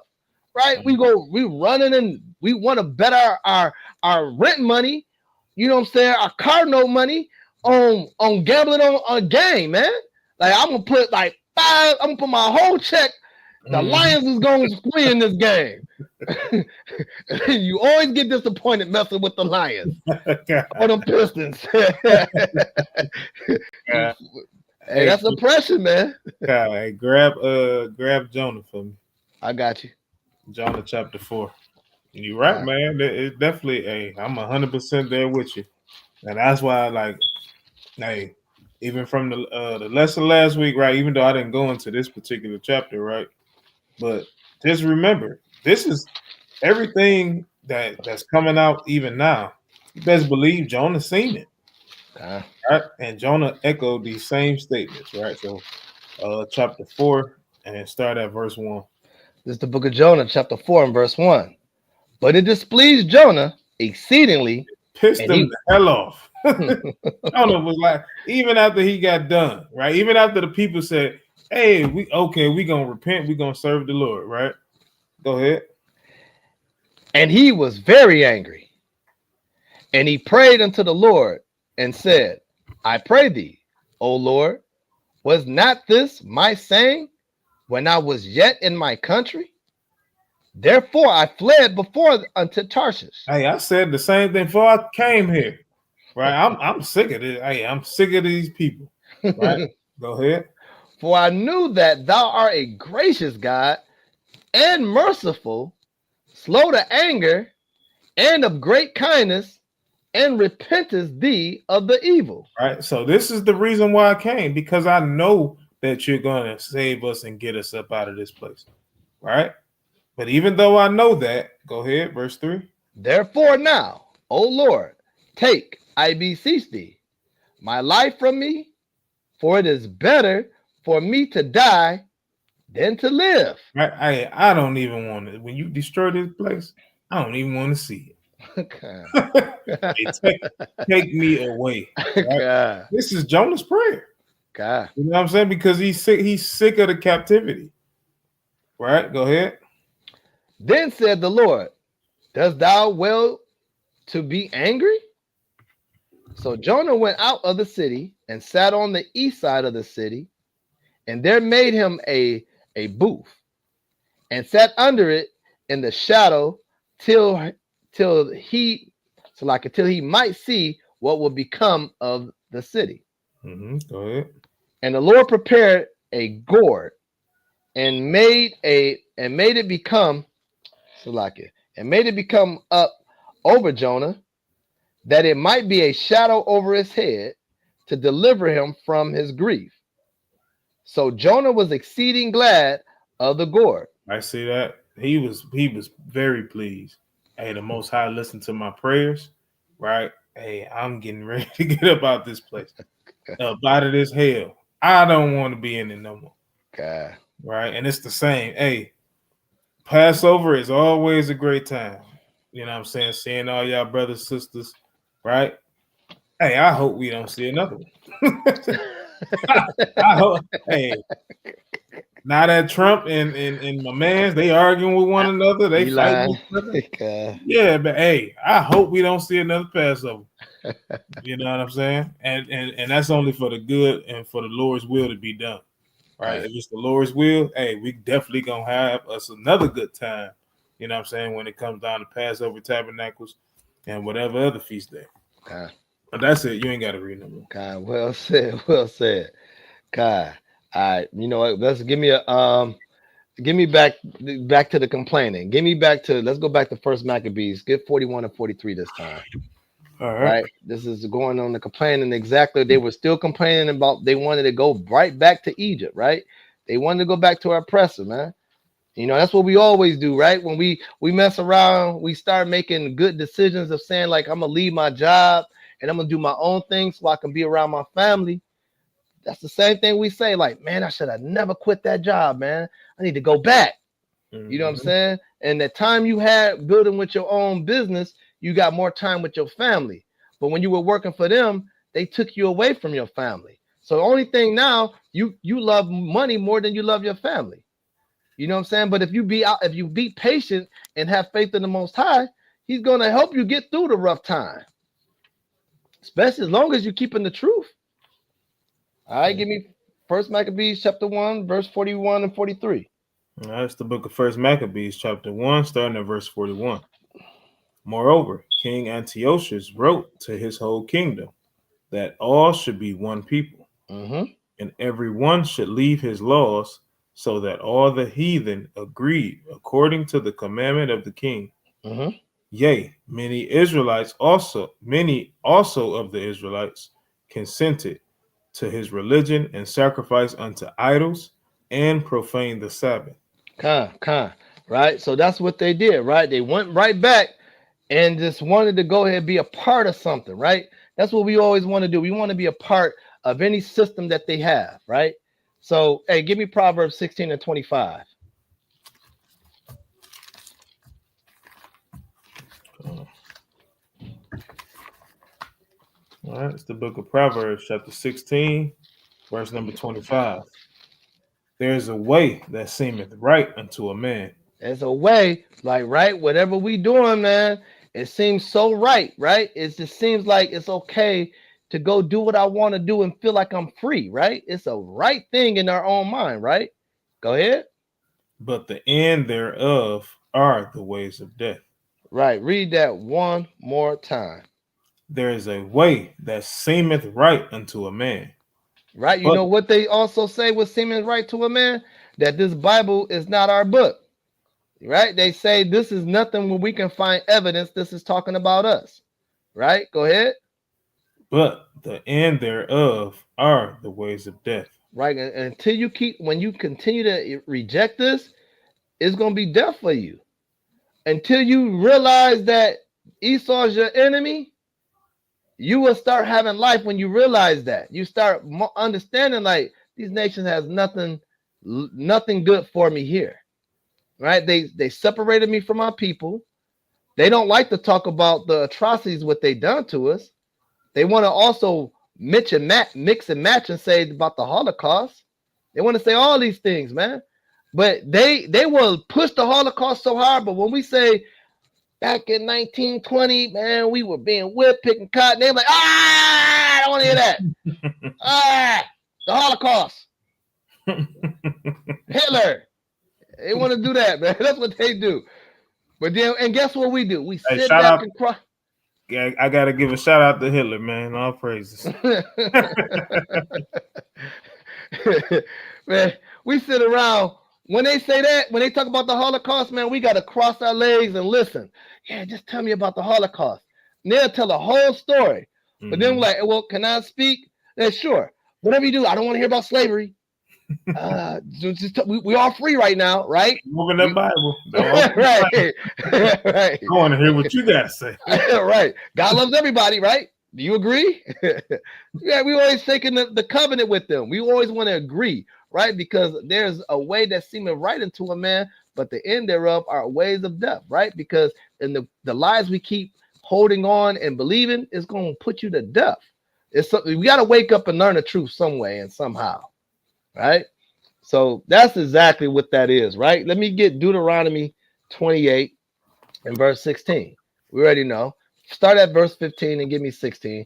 I forgot to do it. You told me to do. I got to do it again. I'm gonna pull up something on here on the screen. And we're gonna just show what it looked like in Detroit in some areas and one block. I'm making a real short video with this. You literally got blocks where there ain't no houses on the street. Right, absolutely.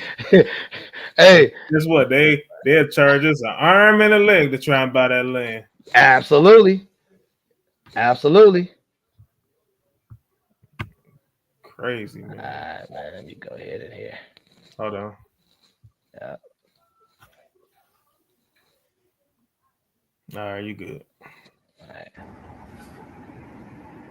Hey, read that script. Just read Deuteronomy 28 while this is on the screen. 28, 15, and 16. Your screen, you blew up the screen too? Hold on, let me see. What's the lock here? Is it better? It's a short screen anyway. Okay, cool. All right, so this is the book of Deuteronomy, chapter 28, verse 16.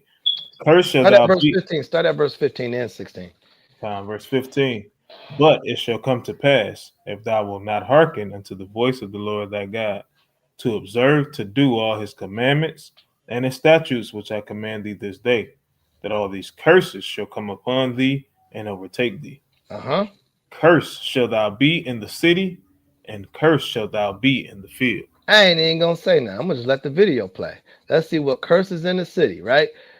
Y'all just brainstorm and think, is this a urban community or is this a suburb community?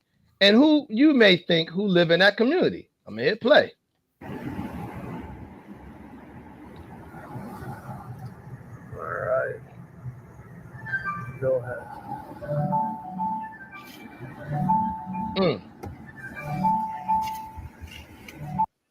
That's all I got. I just wanted to show that quick video. The Bible says, cursed thou shalt be in the city. Hey, if you want to believe it or not, it's people probably in those houses, real talk. Trapping. These are trap houses, right? We don't let nothing drop. Hey, if the house is on fire, we're looking at that. That's a spot we can go into and hide our drugs. This is what I'm talking about. That's what we think. We'll turn something oppressed and make it like it's all built as a mansion. Brothers out there probably stealing electrical lines and get the electricity going. Yeah, they steal all the copper, right? Exactly. They steal everything. Got to do. Yeah, this is a gold mine for our people, man. Instead of we trying to invest in it and buy into it and build it back up, we're gonna tear it down. Yeah, the first thing that go, like people pay attention. Soon as you move, right? Let's just say you grabbed almost everything. You gotta go back. I guarantee you, you leave that mud for 24 hours, you come back, that hot water tank gone.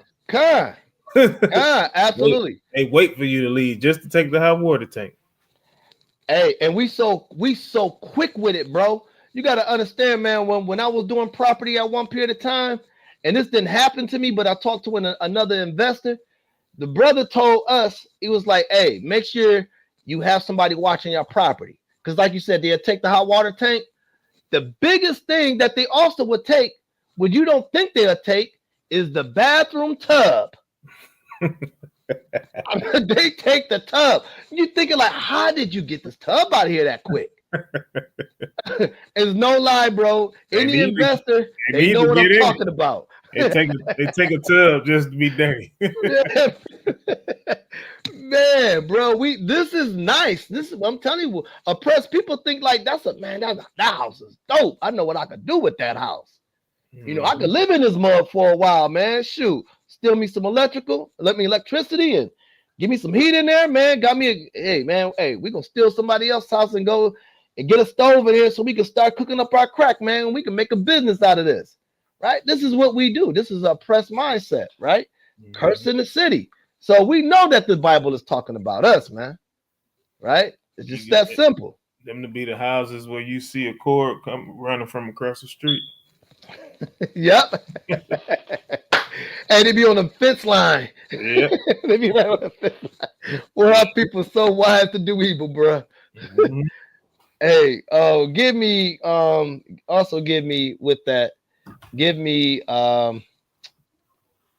Deuteronomy 28. Let's give me verse 37. All right, so verse number 37. All right, so let me see while you doing that, I'm going to find that video I want to pull up. It's a video I want to pull up and I want to show. And if let me see. That's not it. Is it this? It's not that. So I got to go into my YouTube and get it. Go ahead. You go ahead. I can get it though while you read. All right. It's no the issue. book of Deuteronomy, chapter 28, verse 37. Mm-hmm. Thou shalt become an astonishment, Mm-hmm. proverb, and a byword among all nations whither the Lord shall lead thee. So we're gonna even look at a video about that. Oh man, I don't know what I'm doing, the bug. I keep cutting it off. Let me put it back on there again, man. I don't know, maybe that was supposed to happen like that. All right, let me share it again. So we're gonna understand what like I said, Deuteronomy 28. And let me get over there, verse 37. I'm gonna read it and then I'm gonna also play it, right? Just tell me when you got it on there, when it's ready to go. It's up. Okay, so Deuteronomy 28, verse 37 says, and thou shalt become a proverb and an astonishment of Salakia, become an astonishment, a proverb, and a byword among all nations where the Lord shall lead thee. Right? So we're gonna find out what is this byword, right? So this is gonna hit play right here. So this is another short video of the slave movie. What the hell? Quite a beauty. Shall we name her child? Let's name her Julia. She named her Julia. That is called a byword. So you no longer have a name. Whatever name you were given from birth, you no longer have that. So now since you become a property of the other nations, now you become Julie. Right? Because of the fact they own the rights of you now. Because your ancestors refused to keep the commandments. So therefore, the Most High said he was going to do that. And now no longer you are an Israelite. No longer that you are a Hebrew that comes from the Most High. Now you become a Gentile just like them. Because now they own you. Right? Let's continue. You hear that? Those are right. And you got a little girl has power over you. She asked the little girl to ask what we should call her, and she said Julie. And the woman said, "Did you hear that? Like, hey, that's your new name because that's what my daughter said." Hey, Con, hey, real quick, let's go to Genesis real quick. God, what you got? Genesis what? Go to Salakia. I want chapter 2.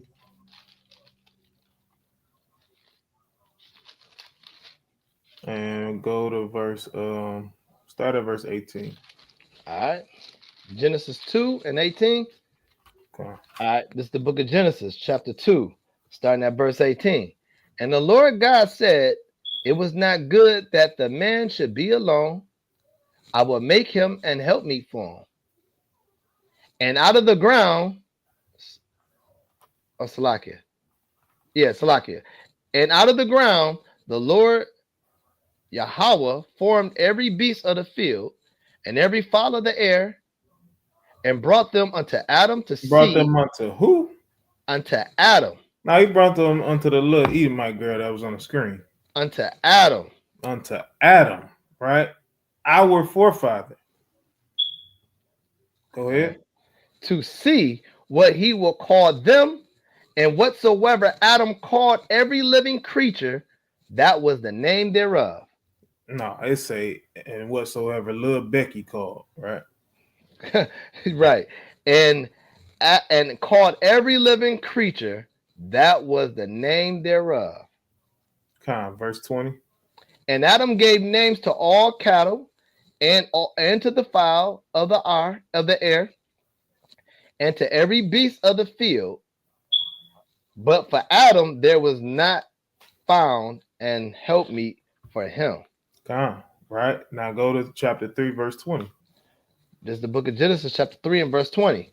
And Adam called his wife's name Eve, because she was the mother of all living. Hey, he gave Adam the power to do that, right? Which means he also gave us as Israelites the power to do what? Call after our own names. This is why you have Israelites, you have them you have the Hebronites, which is also Israelites, right? They called them after their names. This right here lets you know that you cursed. Simple as that. It was nobody back even during this time, right? Even like when we first got off them ships. Well, none of us named no dang on Mike. We ain't had none of that name. Right? Wasn't no Billy, wasn't no John, wasn't no none of that. Wasn't no Julia. So hey, it just lets you know. Hey, if you called any of these names, you curse. Absolutely. Absolutely. Man, well said. Was there anything else you want? No, that was it. Hey, real quick, give me a quick a way to go with this too. This just came to mind. Give me Daniel 1. I think it's verse 6 or 7, one of them. Let me get to it real quick. Give me Daniel 1, 6 and 7. Or if it ain't, it might be 8. Because this is when Daniel and them coming from with the Nebuchadnezzar thing, right? Then Babylon kept that Babylonian captivity. Yeah, 6 and 7. Okay, It's the book of Daniel, chapter 1, starting at verse 6. Now among these were the children of Judah, Daniel, Hananiah, Mishael, and Azariah, unto whom the prince of the eunuchs gave names. For he gave unto Daniel the name of Belteshazzar. So now again, you've been at the time. We know his name wasn't even Daniel at that time either. In Hebrew, whatever, I don't know his name what it was in Hebrew, but at that time, they changed it from his Hebrew name to Belteshazzar, right? Because that's what they did. Anytime we went into captivity, they changed the name. That's why you can't say this book ain't ours, man. Like this video right here that we're playing, about to finish playing, this just shows you exactly they changed our names. Continue.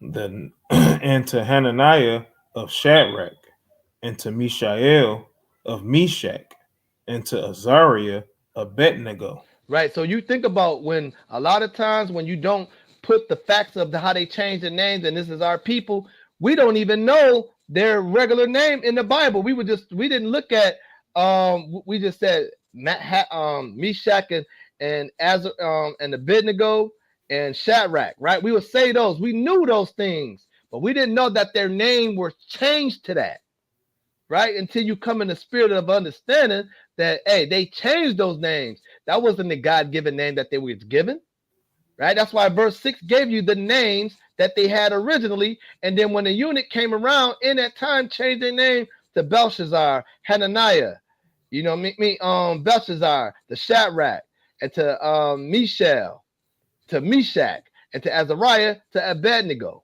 right? They changed the names. All right, let me continue playing the video. Welcome home, one and all. Now listen up. All of you, this here is a reformer plantation, commandeered by the 9th Infantry of the Confederate Army of the 13 states. Wherever you were before, whatever small freedoms you might have enjoyed. So whatever the commandments you used to keep, I'm here to tell you that's over. that's over. Now you're going to do what I tell you. That's why we are pressed right now, because everything that we supposed to keep, we've forgotten about, because your master said that's over. Now you're going to be worshiping on Sunday. Now you're going to be praising the white, glorious Jesus. Mm-hmm. I don't tolerate any backtalk whatsoever from inferiors.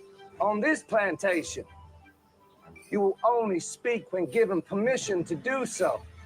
Absolutely no talking among yourselves. Hey, that's why you have them at work. It's the same spirit. When you at work, you can't talk to your brother one-on-one. They mess around and get back to work. What you doing? What you guys talking about? You know what I'm saying? They the most rude people in the world, man. You can be talking to about a game about your brother, and then he come out of nowhere with a cigarette in his mouth and start talking to you like, yeah, man, just like he's supposed to fit in the circle. Like, man, what's wrong with you, dog? We're talking to you. Yeah. Because we don't go in a circle unless we coons. This is the same spirit. Hey, and they literally, if you can talk, they tell you what you can and can't talk about. Right. You can't talk about religion. You can't talk about politics. Right. Let's talk about the weather. You can't talk about how much you get paid. God, you can't say nothing. They control the narrative. Man, that's crazy, man. I'm gonna let it keep going. Unless one of the white folk on property gives you permission to. I'm gonna keep that right there. I want to. Hey, give me Ecclesiastes 10 and 7. I want that picture to come out of the Bible. I want that image to come out of the Bible. This is the book of Ecclesiastes, chapter 10, verse 7. I have seen servants upon horses. Well, if we are the first promise to God, then we can't be the servants right now on those horses, right? Let's see what it says. And princes walking as servants upon the earth. This is what we're looking at in this video. We see slaves on horses and kings and queens saying that you're not a king or a queen anymore. You are our property. You are Julia now. That's what they're saying. You got these slaves on horses, right? Because a horse was it was more signified a power when you were riding on it. It meant something, you know, that you had some type of authority, right? That's why they're on the back of the horses. Horses wasn't made for them to ride back on. It was our horses, donkeys, camels, all that. That was given to us for our way of transportation. Now you got them riding on it and acting like everything is good because they have the power. Let me continue. To do so. All right, that's it. That's it, right? All right, give me also Deuteronomy 28, 65 and 67. Okay. This is the book of Deuteronomy, chapter 28, verse 65. And among these nations shalt thou find no ease. You will find no ease, right? They never give up, right? That's just why they have every year by year, they're making new devices to keep us distracted. You have no ease, right? You have every time you go to a job and they want to put more overtime on you. They want to make sure they switch up your hours. They want to make sure that you gain this and do that and separate from your family. You have no ease. Continue. Neither shall the sole of thy foot have rest. Right. That's why we always coming home rubbing our feet. That's what the first thing you see what a woman do. She get off of work, she rubbing her feet, right? Because she been on her feet on her feet all day, right? Go ahead. But the Lord shall give thee there a trembling heart. Right. That's why you're afraid to call off, right? Because you're afraid they're gonna fire you, right? Go ahead. And failing of eyes and sorrow of mind. Oppression. Go ahead. And thy life shall hang in doubt before thee. Right. You just feel like giving up every day, right? Can't push forward, just giving up and just accepting oppression. We don't have to accept oppression, y'all. When we wake up and understand that oppression is against us, we don't have to accept it anymore. When we accept God, that's when we find our hope that it's something bigger and better for us out there. We find out we got to keep the commandments, and we know that we got faith in Christ, that he's going to die, that he died for our sins, that we don't no longer have to oppress nobody anymore. Right now, we need to continue to oppress God with our words. Please, Lord, forgive me, help me. We need to oppress our words with the Most High, because the Bible says, give him no rest. He wants the oppression because he can handle it. We can't handle oppression. All right, go ahead. And thy life shall hang in doubt before thee, and thou shalt fear day and night. Right. Got no confidence in yourself. That's why we lack confidence of ourselves, our beauty, the women. We lack confidence of marriages. We lack confidence of being success. We lack confidence. We think success is only money. That's what we got it all confused, right? That's partially good success. But having God and keeping the commandments and laws, that's the true success, right? That's what you can read that in Joshua 1:8, right? That's true success, right? We forgot our God, so we think money is our success. God is our success, brothers and sisters. That's our success. That's what he did for Egypt. That's what he did to us in Egypt, to get us out, because he was our successor. And then Christ is going to do the same thing. Get us out of America because he's our successor. All right. Can I grab something real quick? Go ahead, bring it out. Just to that point, we're going to flip right back. Proverbs 28. Is it 28? I think it's 28 and 22. This is the book of Proverbs, chapter 28 and verse 22. He that hastens to be rich hath an evil eye, and considereth not that poverty shall come upon him. See that? So if you think that that's all it is, right? If you think that success is just money, right? You hasten to get it. You hasten to be rich. You hasten to have the bag, right? And you don't even consider that poverty is going to come upon you. Some point, right? Whether you still have all that money and you have nobody to enjoy it with, or you either gonna lose it. One of the two. And in both ways, you're gonna lose it. Because that's where those people turn into drug addicts. This is where you see our so-called celebrities, right? A lot of them is drug addicts. Mm-hmm. They can't have that fame and literally keep a straight and narrow path. They're gonna be drug addicts. Why? Because they oppressed. Right. Let me flip back to Deuteronomy. Well said. All right, so this is the book of Deuteronomy, chapter 28 and verse 66, starting at the top. And Salakia, and thy life shall hang in doubt before thee, and thou shalt fear day and night, and shall have none assurance of thy life. In the morning thou shalt say, would it God it were evening? And at even thou shalt say, would God it were morning? Can't wait for this day to get over with, right? Continue. That's it. Oh, yeah, 67. Was that? Yeah, I got to read the rest. Okay, for the fear of thine heart, wherewith thou shalt fear, and for the sight of thine eyes, which thou shalt see. Right. You know what the sight of thy eyes thou shalt see of the fear? Watching police brutality. Watching your people get beat, and that could be your child. Watching your children not learning the laws, statutes, and commandments on the Sabbath day. They out there drinking and partying, and then they get into a car accident, and the little boy or the little girl got ejected out the car. That you got to see that, because you don't want to keep the commandments, right? You wish the day was over with. Wish this day never had came, right? Got your head low because you want to be disobedient. The reason why you fear so much and worry so much is because it's no truth in you. That's why you worry and you fear so much. If it's truth in you, you have belief in knowing that everything is in the hands of the Most High. That's where you got to go to. And don't get me wrong, we wrestle with it, but we don't hold on to it.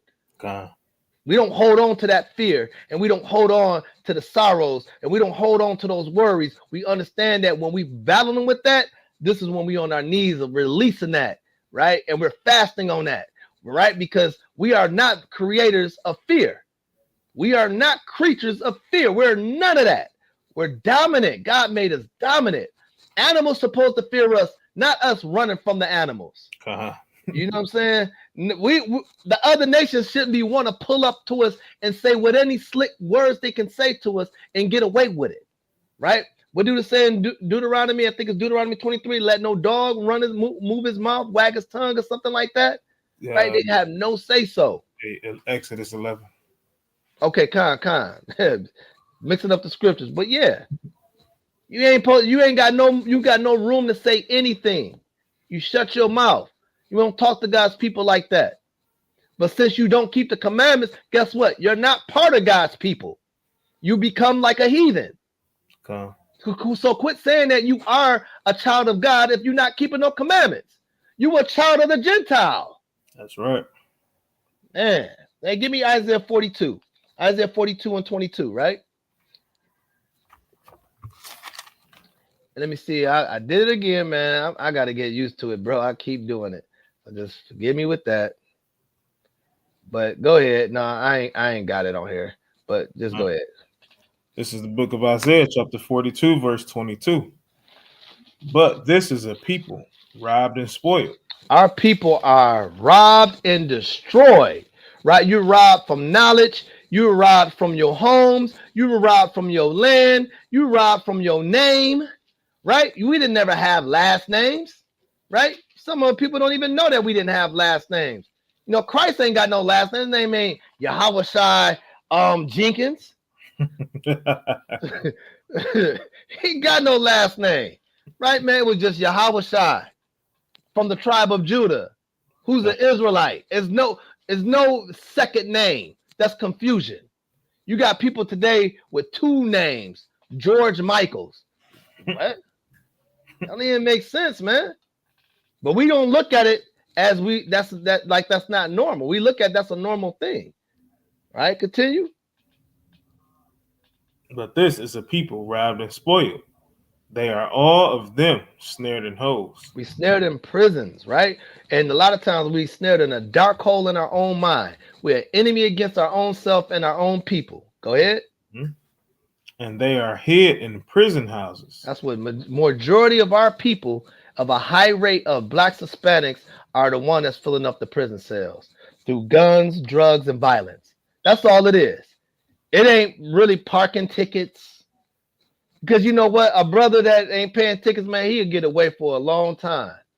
But it's always the drug dealers, it's always the killers, and it's always the ones that's always getting into violence, right? That's what it is. That's who fill up the prison cells, and it's us. Because they set us up, and we fell into the banana peel, and put it in the tailpipe, and now we believe that this is the way we're supposed to live. So it's hard and cool to be a gangster, a OG, you know what I'm saying, a Crip, a Vice Lord. It's all that is all a GD. All that is cool and full of success.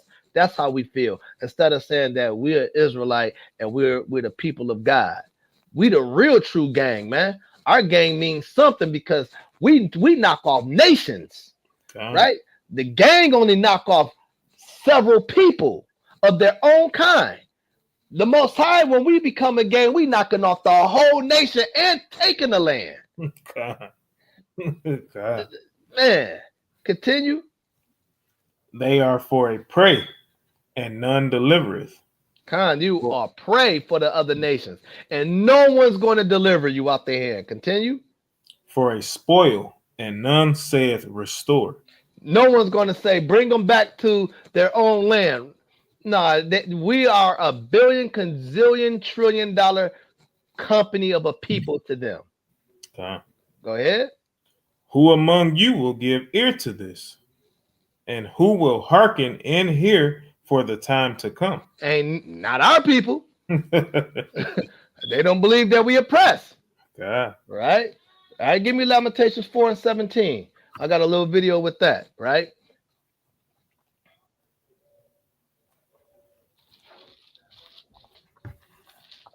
We almost done with this, so. Okay. That's the Book of Lamentations, chapter 4, verse 17. What in the world? Okay. The Book of Lamentations, chapter 4, verse 17. As for us, our eyes as yet failed for our vain help, and our watching we have watched for a nation that cannot save us. Mm-hmm. They hunt our steps, that we cannot go in our streets. Our end is near, our days are fulfilled, for our end is come. Mm-hmm. Our persecutors are swifter than the eagles of the heaven. They pursued us upon the mountains. They laid wait for us in the wilderness. Right. They wait for us, man. They watching every move we do. They watch everything. And when they do what they do, they just come in the mix and start joining in with us, right? Mm-hmm. They want to follow along. They want to march with us. And ain't nobody hearing us, right? I'm going to pull this up real quick, right? I'm going to see if this works. Can you see my... I hope I did it right this time. Can you see it? No, it ain't down there. How about now? Okay. All right, so I'm going to blow this up. Yeah, y'all got to be careful, man, because, boy, who said that? Was that Cat Williams? I can't remember who said it. But they're sick of white women on you. Kai. Up, man. What is it called? What priest called? Was it called the honey pot? Kai. Exactly what they do. and this is the group. I want y'all to pay attention. If you never heard of an Antifa group, you're gonna know today, right? Because this is what happens a lot of times when we're marching. They send out Antifa groups. And I'm gonna show you what they are. We're gonna read it exactly who they are. Reports claiming that Antifa groups are bringing bricks to protest have been debunked by fact checkers, and news organizations, right? So understand what an Antifa group. An Antifa group is a group of people where they do go around and they just kind of look and see what's going on so they can be like, all right, another gun violence shop, set up shop. So guess what? We're going to march with them so we can destroy their city. So what they'll do, they'll set up bricks in the neighborhood, in our neighborhood, and it'd be a pile of bricks on a pallet. And this is where we get to vandalize our community. That's why they're there. They're not there to go ahead and hope for peace for you. They're here to destroy your city and leave and go back to wherever they come from. Mm-hmm. That's what they do. I'm going to show you a video about the mystery piles of what these Antifa groups did. Right? So let me wait for this to go away for this commercial. So, all right, so you can see it, right? Okay. Just wanted to make sure. All right, so I'm gonna let it play right now. Let me start it back. Oops, hold on. Start it back again. Pause it and put the volume on. Yeah. Let me start it back over. Here we go. One story that is continuing to alarm citizens around the country: the mysterious appearance. Get this pile of bricks literally being stationed near the sites where these protests and riots ultimately become. They're staging it. Joining us now to report. They're staging it. You know, we do a lot, right? We do a lot. We'll take your pipes, like you said earlier. We'll take your bathtubs. We'll take your furnace. We'll take all those, the hot water tank. We'll take that. But we ain't taking bricks. You know what I'm saying? We're not taking bricks and put them in so we could protest. We don't need a brick, man. We're going to use our guns or we're using our fists. Yeah. They're taking other kind of bricks. Exactly. Right. We're going to take the snow bricks. Right. We ain't worried about that. You know what I'm saying? A lot of our people are there just to hope. Again, let me clean that up. A lot of our people that is there to watch the march, they're also waiting for the vandalizing to start so they can start looting. That's all it is. Man, I hope somebody go bust this window, man, because I'm going up in there. That's what a lot of us there for. And then another oppression way to look at it. Hey, you know what, man? You going to the march this weekend? Yeah, man. It's gonna be so many females. I'm going there to holler. Man, nobody care, but they don't care about the death. That's why they don't take us serious. Mm-hmm. You're not there to really promote peace. You're there to go look at the next girl, to sleep with that girl, and hope something break so you can take and vandalize and loot all day. But let's watch this. Let's see who brings these piles. It says mysterious. See, this is how you know the media is so crafty what they do. Because if it was a black man that did it, they would have had him on straight camera and said, a black man brought piles of bricks discovered for riots. But when it's their people, it's mysterious. Let's continue. On that disturbing story, he's in our West Coast Bureau tonight, our chief breaking news correspondent, Trace Gallagher. So they're literally staging weapons that they're going to use. All the Esau's. They the one did it. They got something to do with it. How we interpret that? Because that's what it looks like. Yeah, that's the belief, Sean. I mean, you have these piles of bricks and rocks showing up, as you said, near the various protest sites in cities like New York, Kansas City, Dallas, Fayetteville, North Carolina, and none of the sites are near construction areas, leading many to assume the bricks were planted by outside agitators specifically to... Look at a brother like, man, y'all see these bricks over here, man? He letting them know, we ain't got nothing to do with that. That's what he pointing at, like, hey, this ain't got nothing to do with us. I ain't put this in our neighborhood. It's the same thing you put the guns and the drugs in our neighborhood. To stir up trouble. In fact, the New York Police Department says it has evidence that anarchist groups were pushing the protest toward violence and vandalism. Federal law enforcement officials say the violence points to far left groups like Antifa. Others say far right groups might also be involved. And many of the looters don't need to be supplied with bricks and rocks because... Look at that. The ones that's breaking it up. Hey, I don't even see a brother breaking it up. Let me rewind that. This is all Esau. Hold on. What? Look at it. Hey, we standing in the back looking. Yeah, absolutely. Because you know, we ain't stupid, dog. We know this is coming from them. Look at them. And many of the looters don't need to be supplied with bricks and rocks. They go us back there. We walking away like, yeah. Oh, look at my brother. Oh, pressure makes a wise man mad. You gotta help out too, man. I'm about to destroy my own city with y'all. It's always one of us. I was hoping I was gonna be right, man. A brother wasn't on here, but you can't never be too right when it comes. Yeah, that's why they make the movies like that, man. Always the brother and the one brother want to be like the Edomite in the movie. He always die. God. With this. God, man. God. All right, 2 more, man. We done, man. We're gonna make this one quick. Give me Matthew 27. Read 11 through 22. Okay. We're gonna go back to our big brother. The book of Matthew, chapter 27, starting at verse 11. And Yahushua stood before the governor, and the governor asked him, saying, Art thou the king of the Jews? And Yahushua said unto him, Thou sayest. And when he was accused of the chief priests and elders, he answered nothing. Right, and the priests and the elders was our people.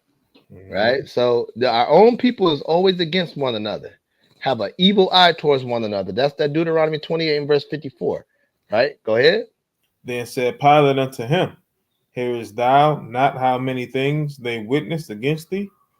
And he answered him to Salakia, and he answered him to never a word, insomuch that the governor marveled greatly. Now at the feast, the governor was wont to release unto the people a prisoner whom they would. Hey, it's the same thing what Trump do. He always do his release. Yeah. You know what I'm saying? They go ahead and release a prisoner out, whatever. It's always a rapper too. Yeah, rapper or old drug dealer. Yep. Rapper or a drug dealer, right?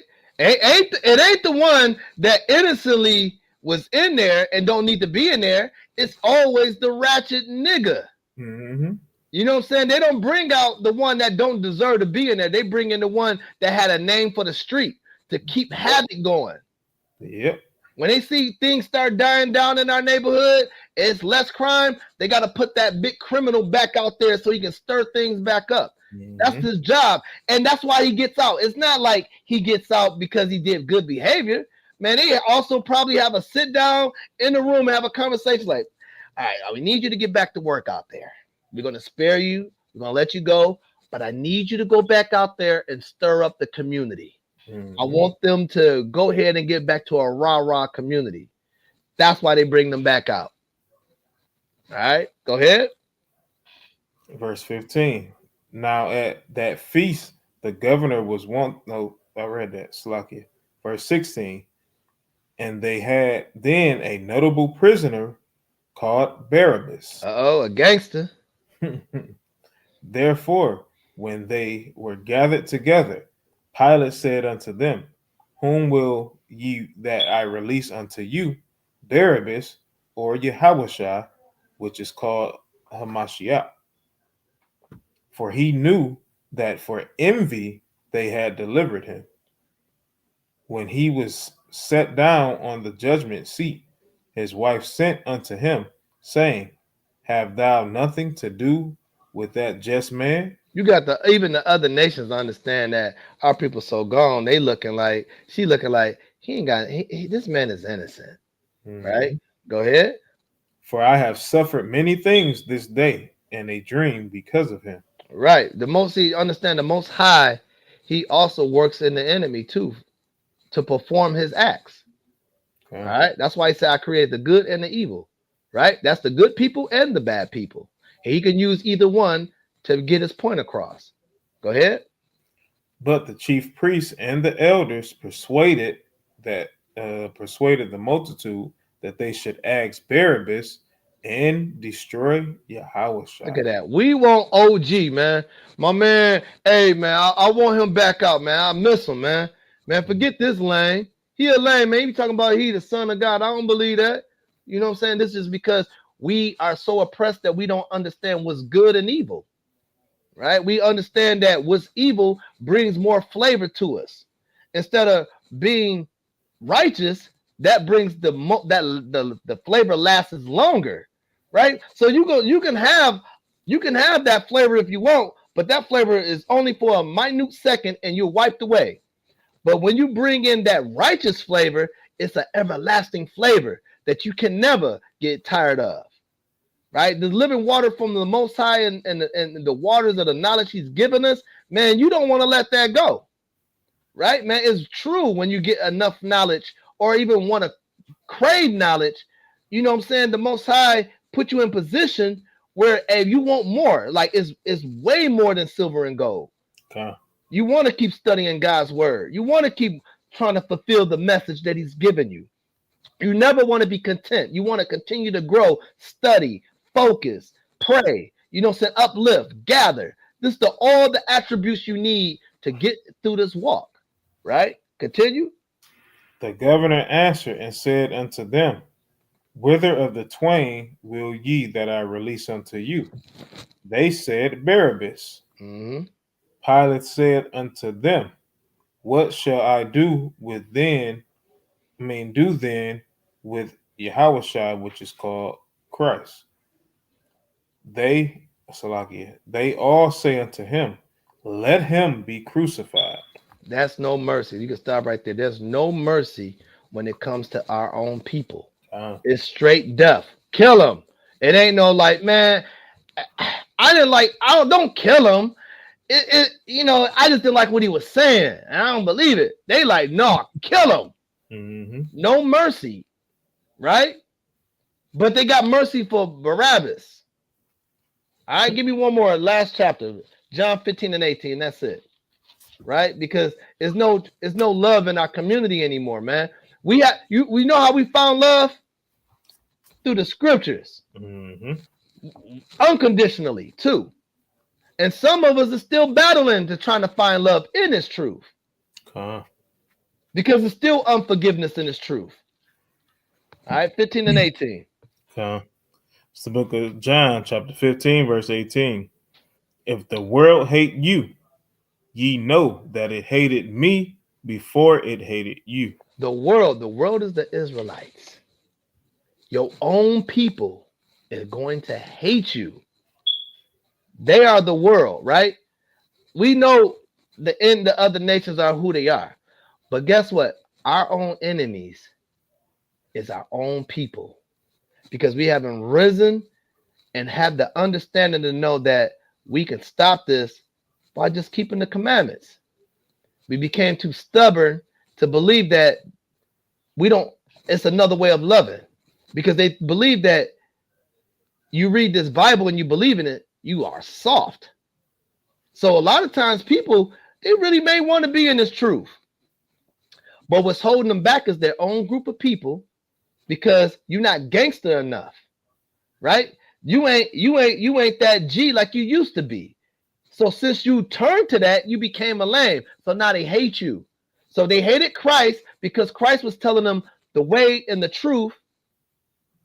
They hated that. He didn't acknowledge of their wickedness. See, in order to be loved, you have to acknowledge others' wickedness.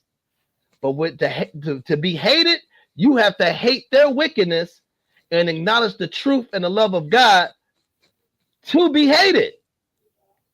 So right there, oppression makes a wise man mad. And this is what's wrong with our community, because the hate of oppression has destroyed, and it's the gift of hate that's killing us all. And I land there. Hey, all praises, man, to why blessing. To why blessing, man. All praise to the Most High. Before we get out of here, just gotta share that. Just gotta share it again. Gonna share it every week leading up to. All right. So for those that will be in the Detroit area or that live here, right? For our, fellow Israelite camps, right? Of course, we will allow others there, but just know you got to come in the right spirit, or you will be asked to leave, right? So we're having a fun day, fundraiser, right? It's mainly, for our children, to show our children a good time, to continue to let them know that, it's more to it, right? It's more to it than just reading scriptures every single day. You know what I'm saying? It's all, you always got to pour into them, right? Children, yeah, could they learn scriptures? Yes, they can, right? But if we show them also a good time, because we have a good time as adults, right? The children might sit back on the feast day like, hey, where I fit in at? You know what I'm saying? So this is, we got to show them, right? And each and every week, we got to take time out, sisters, they had the children, teaching them, whether it be 10 commandments, so on and so forth, right? It's a whole entire body. These children, they're our future. We got to remember who walked into the kingdom the first time, right? It was the children, right? All the adults, the Most High had to get rid of them, right? Outside of Caleb and Joshua, hey, Most High got rid of them. Why? Because they stuck in their ways, right? So we got to make sure we pour into our children each and every day, right? And when we get the chance to, hey, show your child a good time, man. Show them a good time. And that way, when they get old, like the scriptures say, train them while they're young. When they get old, they won't depart. So we definitely have this going on, right? It's $15 per household, $10, per single person, right? Or just, if you want to throw a donation or whatever, whatever your heart's desire to give, whatever you're able to, we definitely appreciate that thing. And again, we just definitely want to, have a good time. So all praise to the Most High. For the lesson, you can go ahead and have the last word. Shalom, brothers and sisters. All praise to the Most High, man. Just want to shout out to all the brothers in LOY. I can't name them all, but all the brothers, man. And the sisters too. We definitely appreciate the taking the time that the Most High put all of his brothers together to go ahead and work for the Most High. And that's doing videos, definitely brothers and sisters that's in the camp. We got Sunday classes that's going to be coming up. Lord willing, got the brother Elder Karab, he brings out a class. Then we also Mondays, it's going to start going live here and there. On Mondays is going to be class for the sisters class with myself, brother Ara, brother Palal. Sometimes brother DeBach steps in, come in, and also so we trying to have everything going and polished so we can keep content in there.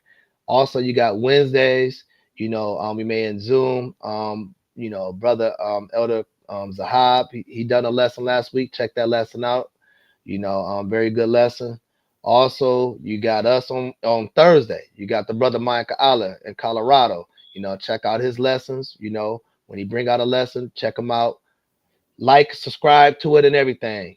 And then you got us on Friday, and then you got Priest tomorrow, Lord willing. So LOI is building, and we're growing, we're moving. Hey, continue everybody, man, because we are not here just to be sitting around. We're here to get that word out so we can get out of here. As long as we all do this together, the faster we get out of here, y'all. So just keep it in mind. And sisters, thank you for being patient with us. Thank you for just listening when the time you get a chance. We hope that we uplifting y'all sisters in our camp and outside in the world, right? Because that's what it's about. We are trying to feed the people. Other than that, I ain't got nothing else, man. I appreciate the Most High, and that's it, brother. All right, come. All praises. Well, Ashar Shabbat family. Enjoy y'all Sabbath day, right? Get rest if you're getting rest. Hit them street corners if you're hitting them street corners, right? And push that word, man. All praise to Yahweh, right? And hey, that's it. Hey, Shalom. Shalom. Spacious air, reflecting the way of life under the Florida sky. Even the lobbies funnel in the great outdoors.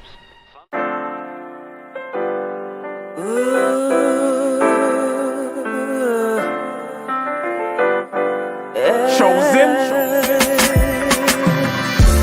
I was set apart for God's use. Chosen.